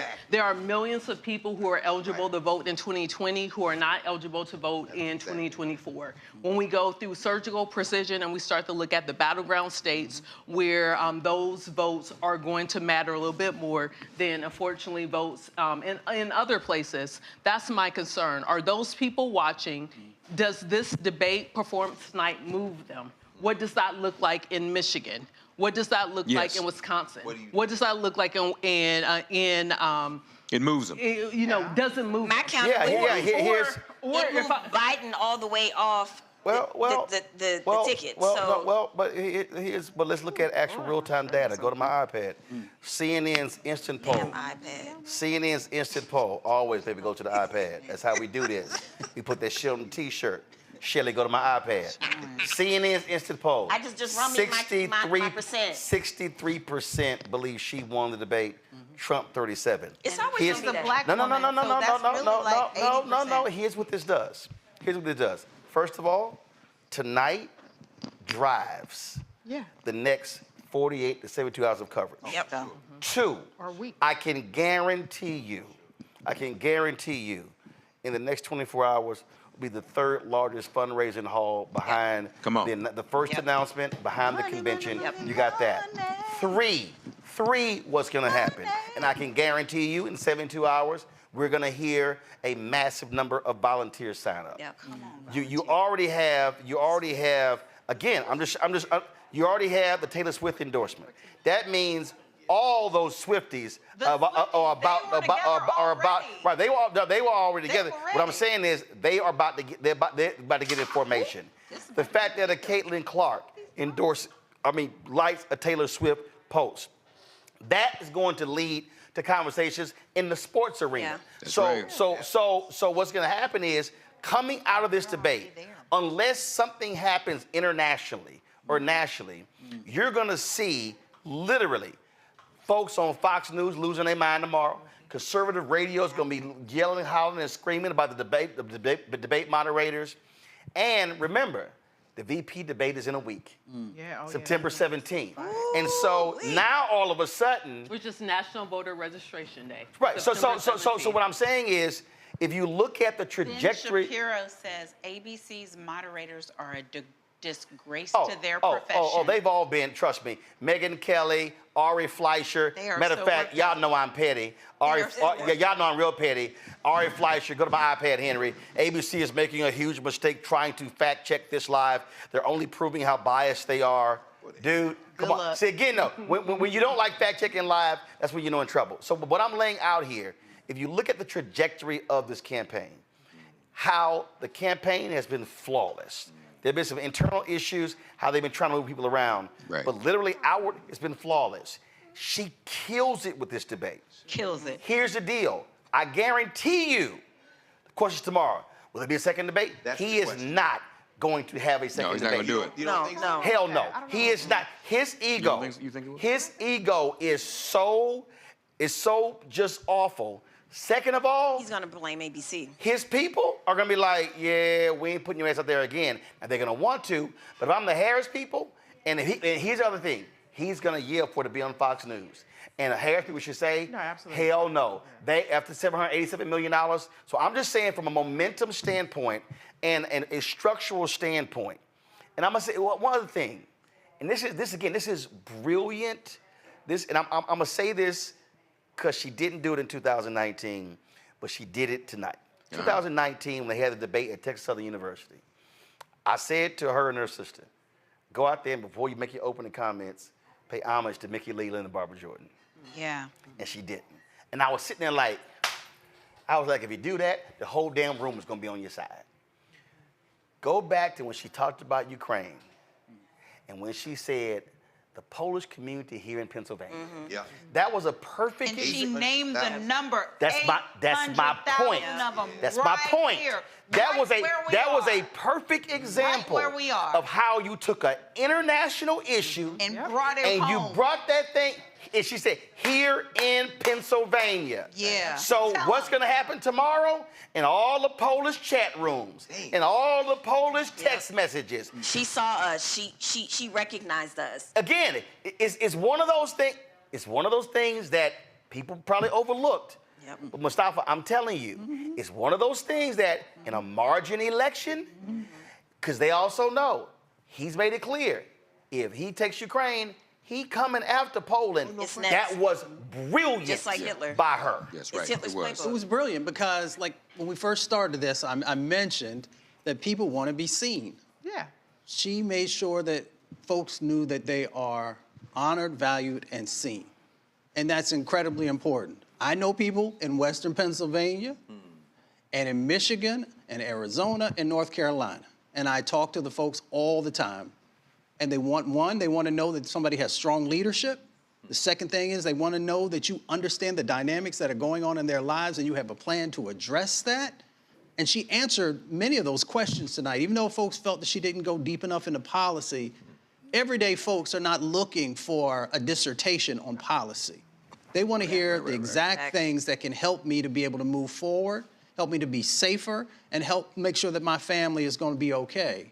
And I think that she hit many of those. And the biggest thing that she did was that she showed that she is the leader for the moment. And that in itself is transformational because we're going to have an honest conversation. There are still people in this country who often think that women don't have the ability to lead. And she is completely, as we know that is a false narrative, but she made sure that anybody who still had that antiquated seed planted in their mind or their soul, that it no longer had a place. That's right. Can I just say a couple of things? Number one, there are some structural differences between 2020 and 2024. Number one, we have a Merrick Garland, a Kristen Clark, DOJ. That's a massive difference from 2020. We've had legislatures, state houses, the gubernatorial house seats shift in our favor in Arizona and other places. And so there are some structural advantages that we have in 2024 that we did not have in 2020, where it was incumbent upon NAACP and Mark Elias and others to challenge the 60-something lawsuits that Donald Trump lost. Another advantage is Pennsylvania starts voting in 6 days. So if I'm coming off of this, all for the next 6 days, I am banking voters. I am registering people when you strike when the iron is hot. Many states are going to be voting in this country in this month before there could even be a second debate, if there ever is one. Absolutely. And so what this does is it reinvigorates the momentum on her side when votes are being cast, when people, before the deadline it is to register in many places. And then the other thing I would say is, can we talk about Donald Trump? Yeah. Because all I will say, Yes, you talked a lot about what Vice President Kamala Harris did, but to Roland's point that he pulled up, Donald Trump talked more. And I said many times, keep talking. Keep talking. Me too. Because one of the biggest disadvantages that we have as Democrats who are opposed to Donald Trump is that people have a fucked up revisionist history of Donald Trump, of where he stands on positions and what he accomplished when he was the president. He ran through his crazy best. He did, and not only that, keep talking on student loan debt. You're against it. Thank you for reminding people who want to sit up there and try to make it seem like Biden Harris. Now, she didn't say your Supreme Court justices opposed our student loan debt, which is fine. You know, you don't have to rebut everything point by point. She did get a ding in. She got them in on something else. She got her same dings people. in, but my point is that there are Supreme people, Court justices, especially there are people that don't understand or don't remember where Donald Trump stands on the issues. Yeah, it's true. And they think that Donald Trump and Vice President Kamala Harris aren't very different, and they think that because at the time gas was a little bit low or our groceries were a little bit lower, it's going back down, that somehow makes him more liberal or more whatever. And so the way that he talked without the distraction, no offense, President Biden, he's a good man, Savannah, but without the distraction of whatever President Biden was going through, it reminded people, oh yeah, Donald Trump is against abortion, Donald Trump is against student loan debt, Donald Trump is against all of these things, healthcare plans, that are what Democrats have been raked over the coals. And then just the last thing that I will say is that the bottom line is Donald Trump is unfit, and Vice President Kamala Harris is a leader. We look like your mama and Pappy. We're so proud. I'm just saying. We're so proud right now. Washington Post. I need another water, please. Washington Post. Here we go to my iPad. Washington Post focus group of swing state voters. 92% say Kamala Harris performed better. Damn. She mollywopped him. And hold up. This was not. No, it wasn't close. Wait a minute. I gotta find this. I gotta find this other tweet. This is not that. Hold up. See, y'all know I love petty. Pretty girl. Nira Tandon. I would like to thank Tulsi Gabbard for her role in Trump's debate prep. I replied. I love thanks, Lindy. I love that. Wait a minute. Somebody else has sent me a tweet. They said this is what somebody else tweeted. They said this is what happens when you have a Laura Loomer as your debate prep. I mean, see what you saw here, and this is the thing I think, Greg, is critically important. What you saw here was an example. I'm glad it wasn't me. What the hell you over there looking at? What you saw here was an individual who said, remember he kept calling her dumb? Yeah. Remember he kept calling her low IQ? Oh, yeah. This is somebody who said, I don't need to prepare for this. I can wing this. Absolutely. Greg, that's the student who has to come before the class, who's like, I ain't gotta study. And I'm gonna stand in front of the class, I can wing this. And all of a sudden, they getting their asses lit. That's what this was. It was. I mean, that's what it was. Like you said, Mustafa, he said, thank you. He was shrinking. He's hunched. He was. And at the end, you could see him. I mean, but couldn't look at her. Yeah. Oh, no question. Yeah. I mean, but y'all go ahead and bring the water. Listen, this is a black show. We just showing people. Right. Y'all go. Everybody got water. Everybody got. Thank you, L. I appreciate y'all. Thank you. I love you. Thank you. But yes, Thank you. Greg, go ahead. Again, and Rebecca, I agree with you. This wasn't the election. All those college kids you're talking about that you're going around the country to see, the ones you're going to be in Alabama with, the ones that you said, as you said, Monique, were watching. My baby. Your people Yes. watching. They have to now go vote. And then all those young people their age and between 18 and 35 who aren't in college, or college age but not in college, who won't watch the debate but are now going to watch all the memes. They're going to watch all the memes. And of course, like you say with Taylor Swift, I mean, it's an important moment, but and as you say, Reese, early voting starts in 6 days. Pennsylvania, let's bank. In fact, this is when the state of Pennsylvania to almost try to make November the 5th irrelevant. Ballots went out in Pennsylvania on Friday. They did. So for those who are Pennsylvania residents who are living overseas, Friday is when those ballots were already sent out. So I'm gonna go back to I'm gonna use another sport. I'm gonna keep it on sports. Come on. Well, this was a sport event. No, but it was again. It's sport because it speaks to what Mark was saying. It speaks to what Rebecca when she asked, "Hey, how will this help?" What's the worst thing you can do if you're a football team and take the Philadelphia Eagles? What did they finish last year? 13-3. And they lost the last 3 games. Yep. I mean, I'm a Cowboys. They go to the playoff. We know they suck, so we know your team ain't shit. I mean, first of all, what I'm describing, you used to, and that is no. So what happened last year? The Eagles. We got Dak for the next several years. Baby, guess what? And y'all gonna get more first-round losses. So here we go. So I don't even know why you even brought up the Cowboys. The way y'all. You mentioned the Eagles. He mentioned the Eagles. Yeah, because both of y'all sucked last year. So here's what happened. The Eagles won like 12, 13 games. Lost the last 3 or 4 games. Losing the first round. When you look at teams, when you look at players, when you look at horses, how do they train them? They say, no, you don't peak early. Mm-hmm. They say you constantly. That's true.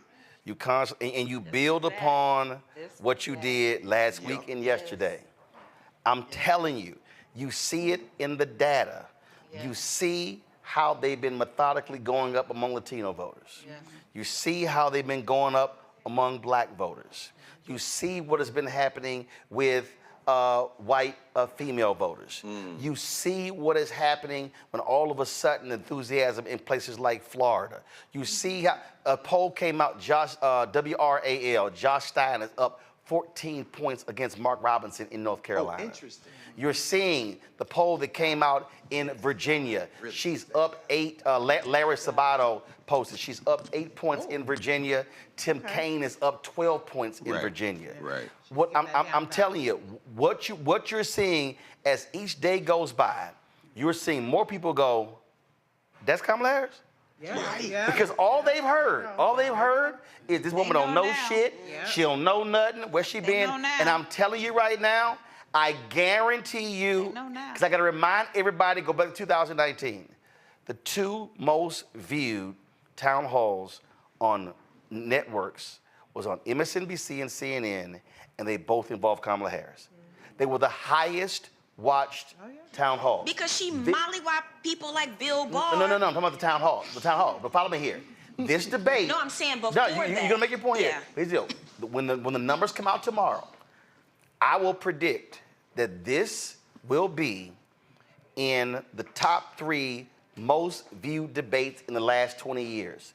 Yeah. So the number of people who were not paying attention, who didn't even watch the June 27th debate, that is what's going to be the game changer, and I believe in the next edition. Hold on, Nola, I'm going to go to you, but Nola first. In one of my buku long threads that I've written about VP, especially around foreign policy, and one of the things that I like to reshare over and over is how she took Bill Barr to task.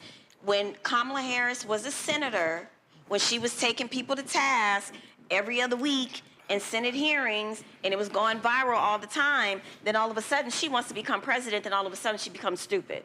She becomes ineffective, right? But she was the same person who had Bill Barr stucketh. And the person who was nicknamed back when she was Attorney General, even before then, the female Barack Obama. That's what she I'm was saying. A phenomenon. So exactly. She's living that. But also remember, Karl Rove said, "We gotta take her out." Yeah, he sure did. He sure did. Remember, exactly what he said. Remember, so there was a conversation earlier when Roland was talking to CBC about the work that they did behind the scenes. I don't think people really understand folks that were behind the scenes, putting that sweat equity in, going toe-to-toe with people. Like, what you're not about to do is sidestep VP. We're all in for POTUS until he says different. Right. But what you're not about to do, remember that conversation we had when you were in Ethiopia? Yes, absolutely. Talking, Maxine Waters got up on the edge of that couch right where you were sitting and almost told it all. I think if you had waited 5 minutes. She said, "Oh, you telling it." Yeah, she did. I thought she was ready to break it. Actually, y'all didn't see this. Representative Clyburn already taken his microphone off, and so he started talking to her about something. I was kind of like, Hold up, y'all. Her mic's still on you. Oh yeah. No. It was about to pop. Go ahead, Let me tell you something about my little community, the national security foreign policy community. We know all the things first. We know all the things that's why we first. should all be terrified of this fascist country. But anyway, go ahead. Damn, Greg. I'm just saying. Shit, I mean, we got these surveillance devices from Apple, but did you hear what Dr. Hayes said? In this, my turn. She said my community got all of y'all stuff. See, so that is not what I said. I said we know things first. Here's what I'm going to Monique right now. First of all, it's more than 21,000 of y'all on YouTube right now. Every single one of y'all should be hitting the like button. We should easily be at 15,000 likes before we sign off, and we're going to be signing off very soon. Monique, go ahead with your point. Nola, when we started tonight, you had things you wanted to hear. Roland had things. Rebecca had things. My girl, I showed you love you. She had things. Yeah. Minster, Mustafa, my doctor. I didn't have things. I confess that I didn't have. Did Scott have something? Yeah, Scott wanted her to. Scott had things. Yeah, counterpunch. We had things, and my thought was. You did say that. I really just want her. I just want to thank you for letting me all right, Sly. be myself again. I know her. I've been knowing her. You don't get there. Come on. Cry. Come on. True. Come But on. there's It's just facts. no way you don't get there without being able to do what she did tonight. Glory.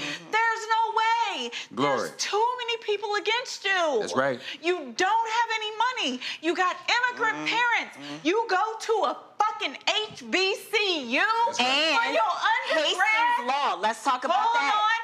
And Hastings Law. Yep. I'm a Howard lawyer. I don't hold it against her. She could have gone to Howard Law. She didn't. She could have gone to Stanford she for free. went Well, that was to the my Mecca. No. Mecca, she pledged. Let me stop. She did all the shit. I'm just saying. Greg, did she do all the shit? She did all the shit. No, they got the pictures because listen, I posted, I was gonna tweet a lot tonight, and then I tweeted nothing. Oh, wow. Because she came in there, she shook his hand, and then she dragged his ass. She just, she took him and she just said, now what? Like she used, if I've ever been trained as a lawyer, as a debater, she used every word, she used every sequence, and she wasn't referring to notes. None of that matters. Here's what I'm saying. She came in there and she did what only she could. And I did predict that if she would just go in and be herself and do what she could do, because she's the one who has come to these heights. And everybody was saying, and she need to, and she need to, and she need to. And I did right here tonight. Yeah. Dr. Greg, did I not say? Yeah.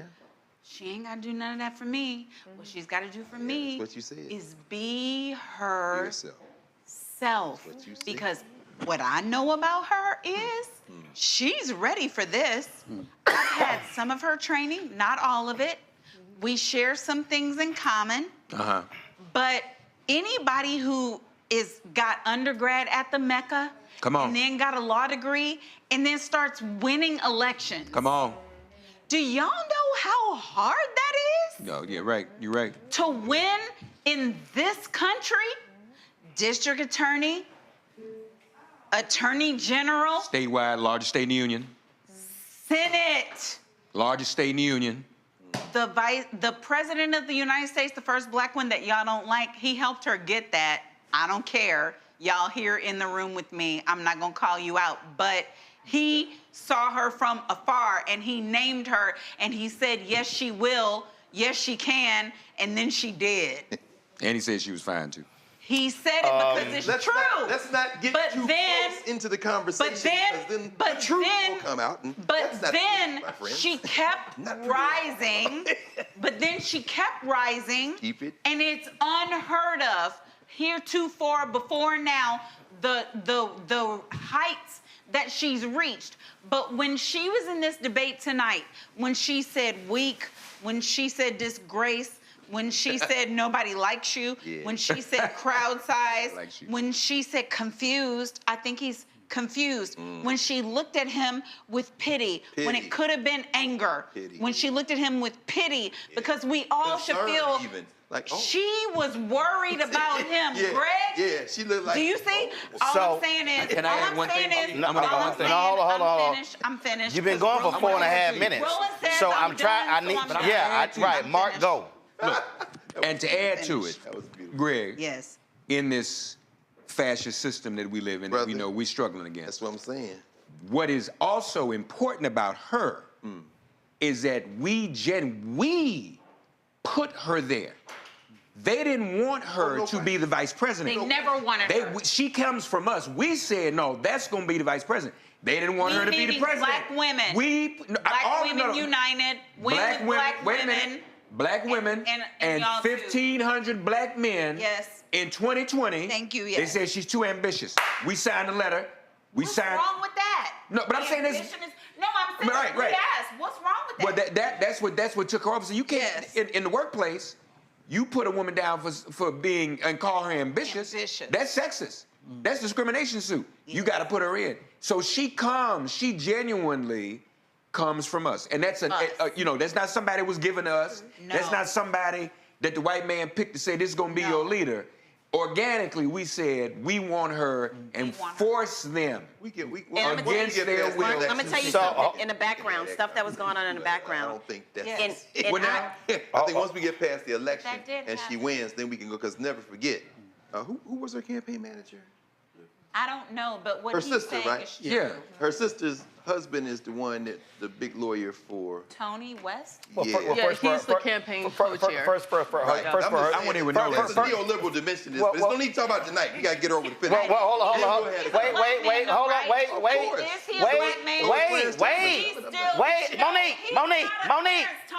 Monique, stop. Monique, stop. Allow me to speak. First of all, Tony West was allow me to speak. Okay. First of all, Tony West was Assistant U.S. Attorney General. Yes. He was the number 2. Yes, General Counsel for Uber. And Maya was the campaign manager 2019, 2020. Right. Yes. But over the last 3 years, the person who has literally been traveling the country with her, who has been on Air Force One with her, is Tony West. Right. Tony has taken a lead from Uber, and he literally is the top campaign official. Yeah, you got Jen, but I'm telling you right now, because I deal with him all the time, the role that he has played is a huge role, and he has been by her side constantly over the last 3.5 years. 20 years. Well, no. But what I mean is, what I mean is, as vice president, and the reason I'm saying that is because, and I'm gonna wrap all this up with my final comment. So I need to make that point because what has happened the last 3.5 years really has been a massive attack on her. So let me do this here. Go to my iPad. Joe Walsh tweeted this. I watched the debate. This is, of course, longtime conservative. I watched the debate tonight with a bunch of Arizona Republicans for Harris. When it was over, everyone in the room knew she won this debate. Everyone was fired up to go knock on doors and make phone calls and go win this thing these final 56 days. Great stuff. Republicans for Harris. So we're gonna do. And so this was the point I was making, Rebecca. The benefit of a devastating win is that it emboldens your team. Yeah. And I just think when you see the numbers in multiple categories of the next 72 hours, you'll see the fruits of the labor what happened tonight. Final comments from everyone here. I'll start with Mark. Well, I agree. She won. This is going to galvanize the base even more people, and more than the base, those who are kind of I won't even say 50% people, those who were in the 60s, you know, I'm not quite there. Yeah. She had to have made an impression. He did nothing. He only appealed to his 47%, which is his ceiling. His strategy, Greg and Mustafa, is to hope that our side doesn't turn out. That's all they can work with. That's all they got. But when you have Taylor Swift and Caitlin Clark and people doing that, it's a wrap. There's evidence she has Michigan and Wisconsin. All right. If that is true, if that's true, she doesn't. So first of all, we're not even going to articulate that. No. First of all, she has no place because voting hasn't taken. So forget any poll. She does not have Michigan. She does not have Pennsylvania. No, the no vote's been taken. We will not know that until November 5th. But go ahead. Okay, well. I can't abide by any poll. Because if that was a poll, Hillary Clinton would have been president. Go ahead. I think she's still a little different from Hillary. But anyway, forget the poll. November 5th, if she wins Michigan and Wisconsin. You know y'all mic still on. We can hear y'all talking the whole damn time. The audience literally can hear every damn thing y'all saying. Me, I'll be quiet. So Monique, Monique, do me a favor, shut the fuck up so Mark can talk. Because y'all over here just waste your time. Damn. You start eating that cupcake. Well, damn, they can bring her ass a cupcake. Mark finish. Mark finish. No, you good. Lord have mercy. Bring disrespect. It's coming. Y'all act like y'all mics are off. Mark, go ahead. Polls notwithstanding. Let's put the polls aside. If she can pull off Michigan, pull off Wisconsin, no question, then the math would say we got to look at North Carolina, Arizona, Georgia, and I don't know. I ain't got people voting for Stein and voting for Trump in North Carolina. I just don't. I don't see that. No. I also don't necessarily see abortion being on the ballot constitutionally in Arizona and voting for Trump. I think that's a stretch. Okay. Florida always breaks our hearts, but it's on the ballot. That's on the ballot too. It is on the ballot. So, y'all, I think we're in good shape. Noah? From a foreign policy perspective, from a national security perspective, what I saw tonight was a very strong commander-in-chief, where the troops could rally around, who they could say, you know, proudly, this is my commander-in-chief. The fact that admirals and generals recently released that letter supporting her, I think that that's very important. That's nothing to dismiss at all, because a big part of her job will be commanding troops. That's right. Most of her job, most of the American public has no idea about. Most of the American public has no idea what happens in a situation room. Most of the American public has no idea the types of decisions that she has to make. Most of the American public doesn't understand the types of laws that are behind our arms transfers, behind a lot of our treaties and agreements. These are the tough decisions that she has to make at 3 a.m., and she's ready to make those decisions. Amen. Tonight, I think, you know, the Putins of the world, the Xis of the world, who tries to do this kind of shuffle game, the fact that Trump leans into Viktor Orban as an example, as some sort of leader, as some sort of exemplar, I think that says a lot about where his head is, and it says a lot about the type of people who support him. He didn't say anything about our allies and our partners. He didn't say anything about that. Never. You know, he didn't say anything about what will happen with the 57 countries that came together in support of the Ukraine defense coalition that was brought together by VP POTUS and also by SecDef. He didn't say anything like that because those countries don't want to work with him. They do not respect him, right? Now, what I am looking forward to, Greg, to your point, you know, I know that my community, it doesn't get a lot of respect, especially from the Black community, because a lot of the history and what's happened. Right. And I can sit here as a daughter of veterans, as a very proud Black person, coming from a very proud Black city, born and raised in Black excellence. I'm not here to function inside of a fascist government. And I know that a lot of people in my community that look like me, we're not trying to do that. So what's important to us is for VP to understand this kind of new vision. this kind of new vision of national security and foreign policy where we actually stand by our norms and values. And she said that at least 6 times tonight, at least 6 times, that those norms and values, that we lead with human rights first, right? And I know that there are some people, some older heads in the community that may not think that that's advantageous to us, especially when we're competing with China and Russia, who don't care about values, who don't care about human rights. But it's important that in a President Kamala Harris administration, that we lead with that first. I'm not here to be part of fascism. In fact, I see my life as fighting in opposition to that. Yeah. That's why I think Donald Trump is the largest national security threat, and I said that in all of my media hits today, and I will continue to say that because he's a threat to democracy. Amen. So what I saw tonight is a woman who's going to stand up to Putin. What I saw tonight is a woman who's going to stand up to the Orbans of the world. What I saw tonight is a woman who's saying, you know what, that's not how I envision the future for the United States of America, the promise of the world. Yeah. What's that? She leaned into that. The United States of America is the promise of the world? It has been a promise of the world. We haven't reached it. My God. We have not reached it. We have not reached it. I'm just saying, that's... But what I am saying, and I'm not sitting here trying to waste my time or my life not believing in that. Let's wrap it up. I got you. I know that I hear you. Okay, I hear you. Yeah, but we got to go home. Yes, we do. Hell no. I'm sorry, I did that. Y'all, come on, 30 seconds. Go. I'm put everybody on the clock.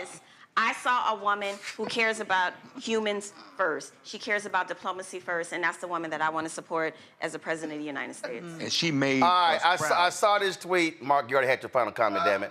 I saw this tweet. I love this here. This woman said, this is the only way I could watch the debate. Damn, I love this. She covered the split screen up. Oh, shit, that was that. I mean, I just thought that was, I just thought that was funny as hell. Love it. So, hold up. And then, damn, I love Petty. Y'all know I'm King Petty. And I love Petty. Before I go to Mustafa next, damn, I love Petty. Congressman Jared Moskowitz, damn, this was good. This debate was so bad, Nancy Pelosi is quietly working the phones to get Trump out of the race. Not good. Ah. Damn, I love Petty. Damn, I love Petty. Mustafa, go on right ahead, Mustafa. We address climate change enough? Talk about that too. Oh, tonight. I don't know if you want me to go into that. Tonight. Actually, climate change did come up. It did, yeah. And when she called him a climate denier. Mustafa, go. It did. I mean, I want to start off on a very positive note. You know, Vice President Kamala Harris helped us to have a better understanding about the possibilities that exist for us. Made me cuss. She talked about freedom around reproductive rights. But if you really listen, she was also talking about freedom. Yeah. Freedom of choice. Freedom to be able to have a better life. Right. Freedom that allows us to have the ability to come together and not continue to have these divisions that exist. But she also talked about the scars, because you can't have an honest conversation and not talk about the scars. And she brought that up in some of the things that Reese talked about and others from Central Park 5 and a number of the things that Trump had been a part of throughout his life that were rooted in racism. Now, I have to pivot also, because when we talk about climate change and we talk about environmental injustice, we understand that natural gas has played a big role in the impacts that are happening in our communities and the impacts that are happening from the climate crisis. I wouldn't be an honest person coming out of the movements that I come out of if I don't bring that in. Of course. But I know her well enough to know that she will also find a way to address those issues.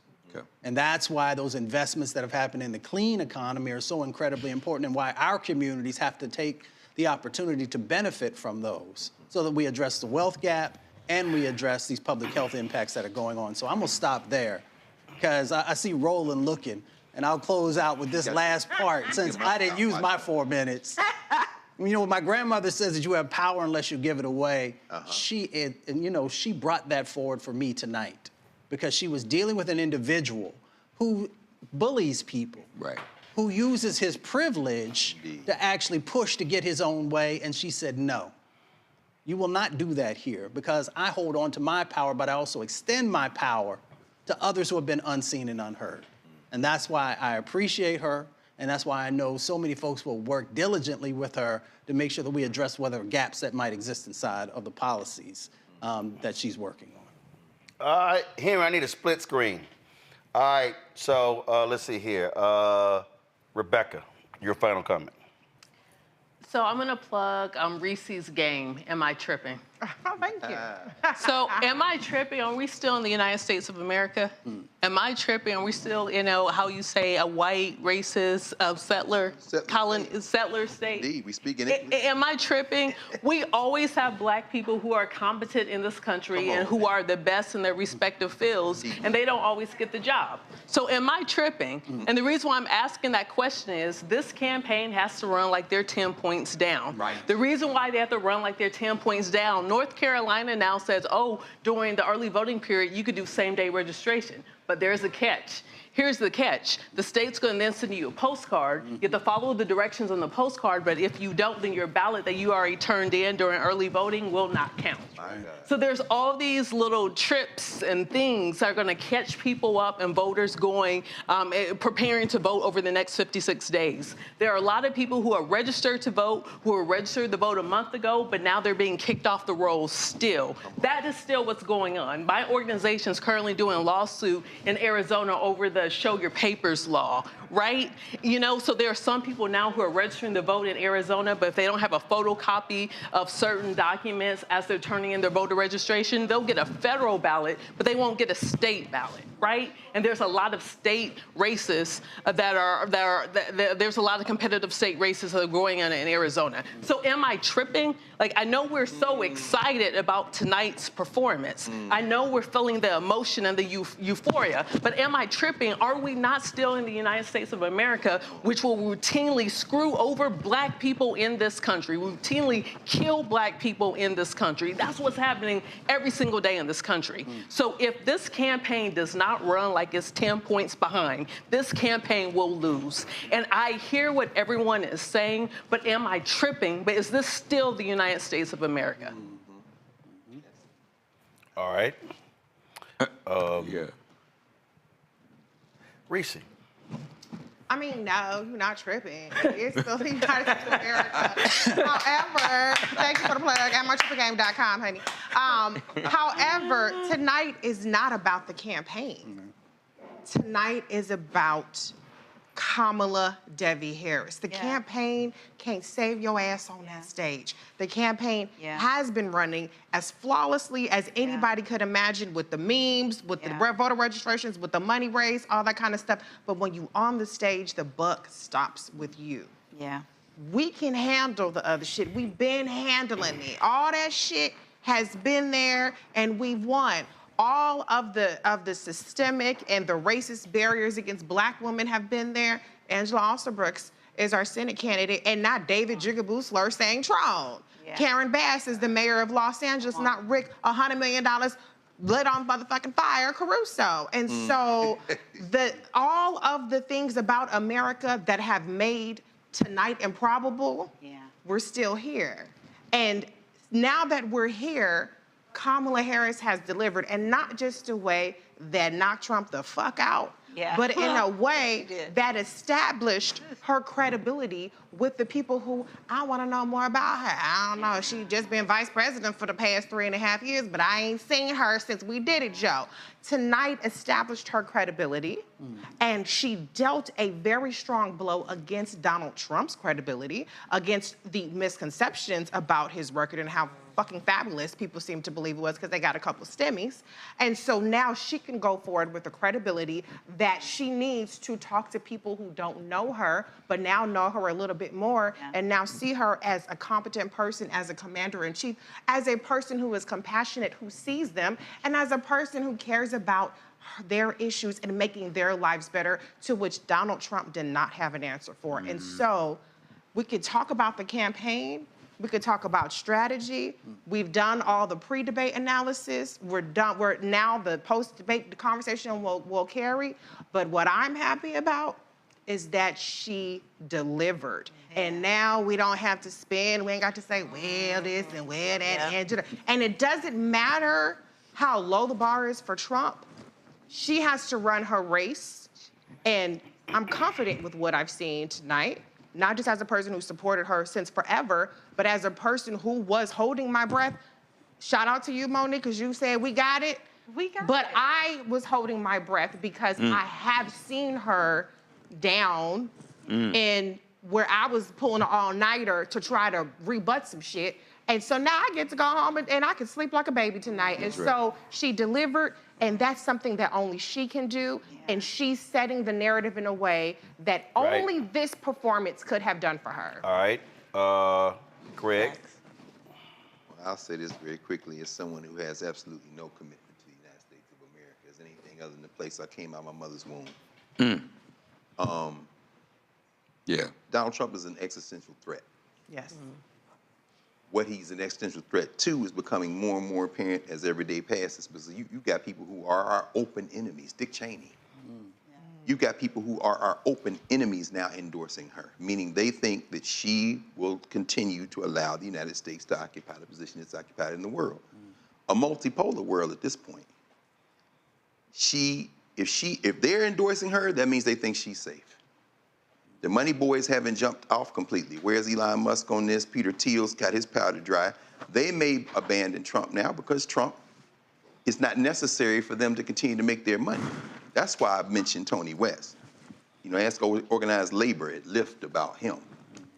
She's okay.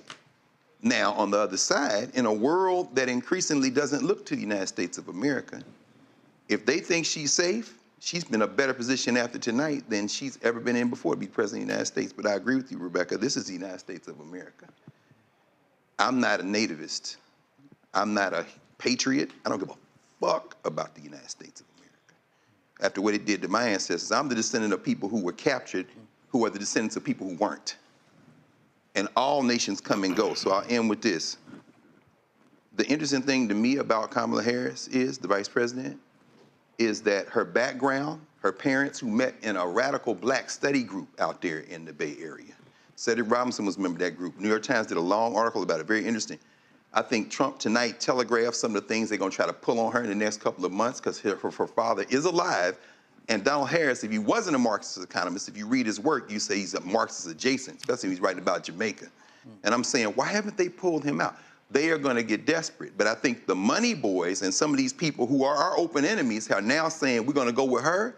That bodes well for her. What I find my hope, I won't say hope. Hope's too strong a word. What I want to see is more of her being herself, as you say. Because we haven't seen Kamala Harris yet. We get hints of it.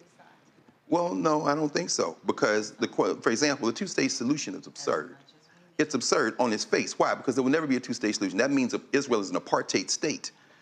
When she said Israelis and then Palestinians, what about the Palestinians who were born in Israel who are citizens who will never be able to vote? Jimmy Carter wrote that in the book Peace, Not Apartheid. My point is this, and as I end, my point is this.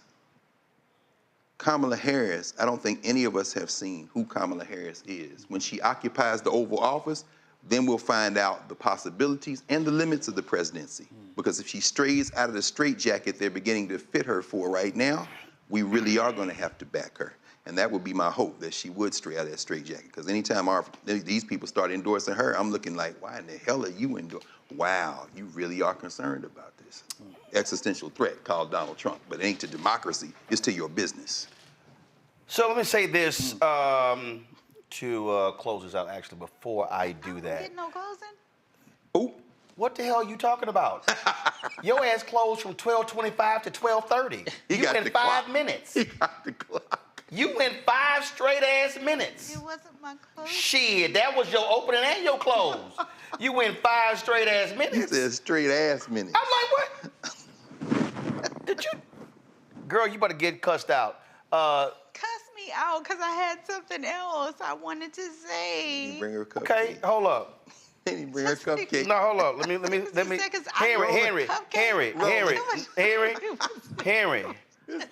Henry, go to my. Henry, pull this up. Henry, pull this up. I'm gonna cry. Henry, pull this up. Don't cry. Okay. Henry said no because he's striking against the apartheid. I'm gonna do this one here. Okay, your ass got 30 seconds. Go. Tonight, we saw the promise of this country, and I am so thankful to do it amongst these people. I'm thankful to be able to watch with you, Dr. Greg, you, Reese, Nola, Rebecca, Minster. I wasn't liking what you said. You got 5 seconds. You're still coming on. Roland. She did us proud tonight. Okay. And I expect a tomorrow that aligns. I have 42 seconds. No, you're overtime. Come on. You got 10 seconds. Let's go. I feel a lot of pressure. Hell yes, 10 seconds, go. Thank you for coming.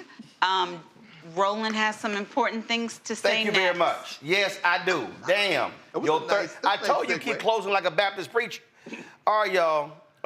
What did I say about 30 minutes ago? I said, pay attention to the next 72 hours. Henry, hold on. Henry, go to my iPad. In the last 24 hours, they are raising $2 million every 10 minutes. Wow. They have raised $12 million in the last 24 hours. But look at the numbers. You see right there at the bottom, 6 p.m., 7, 8, 9, 10, 11. That's how much they've raised. That all the way to the right, that's the 11 p.m. hour.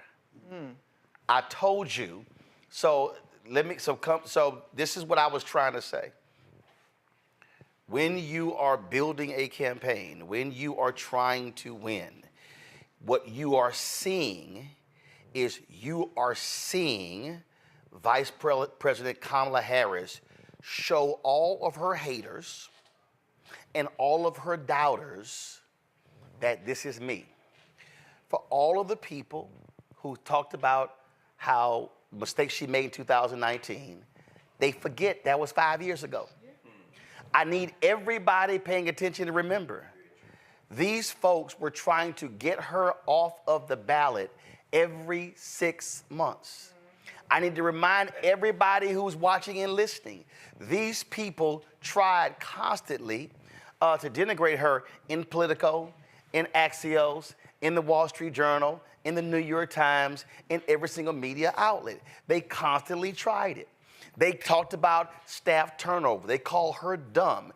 They said, look at the latest article. Oh, she prepares too hard. Oh my God, she asked me specific ass questions. They literally said that they literally said this woman was incompetent. And let me be clear, there were people in the Biden White House who were behind it. There were people who were scared to death. And so what people need to understand, all the folks who are like, oh my God, where was this Kamala Harris? She was always there. Right. But when you are constantly attacking someone, they begin to doubt themselves. Everybody watching and listening also need to understand, she does not have the freedom like she did as a United States Senator because she serves at the pleasure of the president. She cannot stake her own positions. I'm gonna give y'all this because I was there. The White House approved her remarks in Selma, Alabama, when she addressed the Israel-Gaza issue. They watered down her comments. I'm telling you, I know this for a fact. They were pissed off with her the following 4 days because of the reaction she got. Now, how do you get mad at somebody for a reaction for some words that you vetted, that you wrote? But had what she said caused the other reaction, she would have got to blame. And so folk have to understand what you are seeing from the moment Biden endorsed her to present day is you're seeing somebody who is showing the world now, oh, I was ready. I learned from my mistakes. I paid attention. There are so many areas where she has gotten better. Understand, every time y'all heard her spoke, that was words that were written by other people, that were vetted by other people. She now has the freedom, because she's running the campaign, to actually write her own speeches, lay out her own policy. She doesn't have to run it by the Biden White House. She don't have to run it by Anita Dunn. She doesn't have to run it by Even she doesn't have to run it by Jen O'Malley, even though she's campaigned. But Jen O'Malley, everybody remember, was working also in the Biden White House. So she's now unencumbered. And so there were two speeches that I need everybody to go back to. Go listen to Vice President Kamala Harris when she spoke in Buffalo at the funeral of one of the black people who was gunned down. She was not supposed to speak. Sharpton called her up to the pulpit. She spoke with no notes. And you heard the Vice President Kamala Harris, who we remember at the Tavis events and all the other speeches. Then pull up when she spoke at Tyree Nichols' funeral. And although that was written, it was written by her. And you saw and heard a totally different person. That was always her. And then the third one, go listen when she went to Nashville on that Friday. The day after Representative Justin Jones, Representative Justin Pearson were expelled, and Representative Gloria Johnson was not expelled. You saw the fire, you saw the energy, you saw the passion. That was always her. And so black folks, we were participating in a white supremacist game by tearing her down, questioning her blackness, questioning her credentials when it was always there, but folk didn't understand because you never could see who she actually was. So now moving forward, some 59 days, everybody who's watching and listening need to understand this here. And this is why I had to push back, Mark, on what you were saying. Because I cannot allow anybody who is listening to believe it's over. It's not. People took their foot off the gas in Florida on the final weekend, and Andrew Gillum lost by 30,000 votes. Hillary Clinton's campaign, they were sitting here, they were measuring their drapes in the last 2 weeks of the campaign, and they took their foot off the brake. No, what we have to do is tell everybody, and if y'all can find that video, y'all remember the video where the dude starts celebrating, and his ass, and he taunted the brother next to him, and his ass tripped and fell down? That's the same thing's happening. We cannot say she's guaranteed to win any state. This is about running through the tape. This is about seeing the clock 0, 0, 0. So I don't care where you are, what is your job, check the registration date in your city, in your state. Check with everybody you know. Don't let their ass come to your house for dinner. That's right. Women, tell them you ain't getting none. Fellas, tell them you ain't giving up none unless your ass registered. Go to iwillvote.com to make sure you have not been removed from the voting rolls. And after you make sure, and then after the registration date is passed, then you find out, do you have early voting in your state? Yes, sir. And then you vote that first week of early voting. That's right. And then if your state doesn't have early voting, then you lock and load on your plan for election day. Yes, sir. She has not won. She won a debate. She has not won the election. If you went hard yesterday, go harder tomorrow. It's less than 60 days. And so we can all rejoice November 5th at 2 a.m., November 6th at 2 a.m.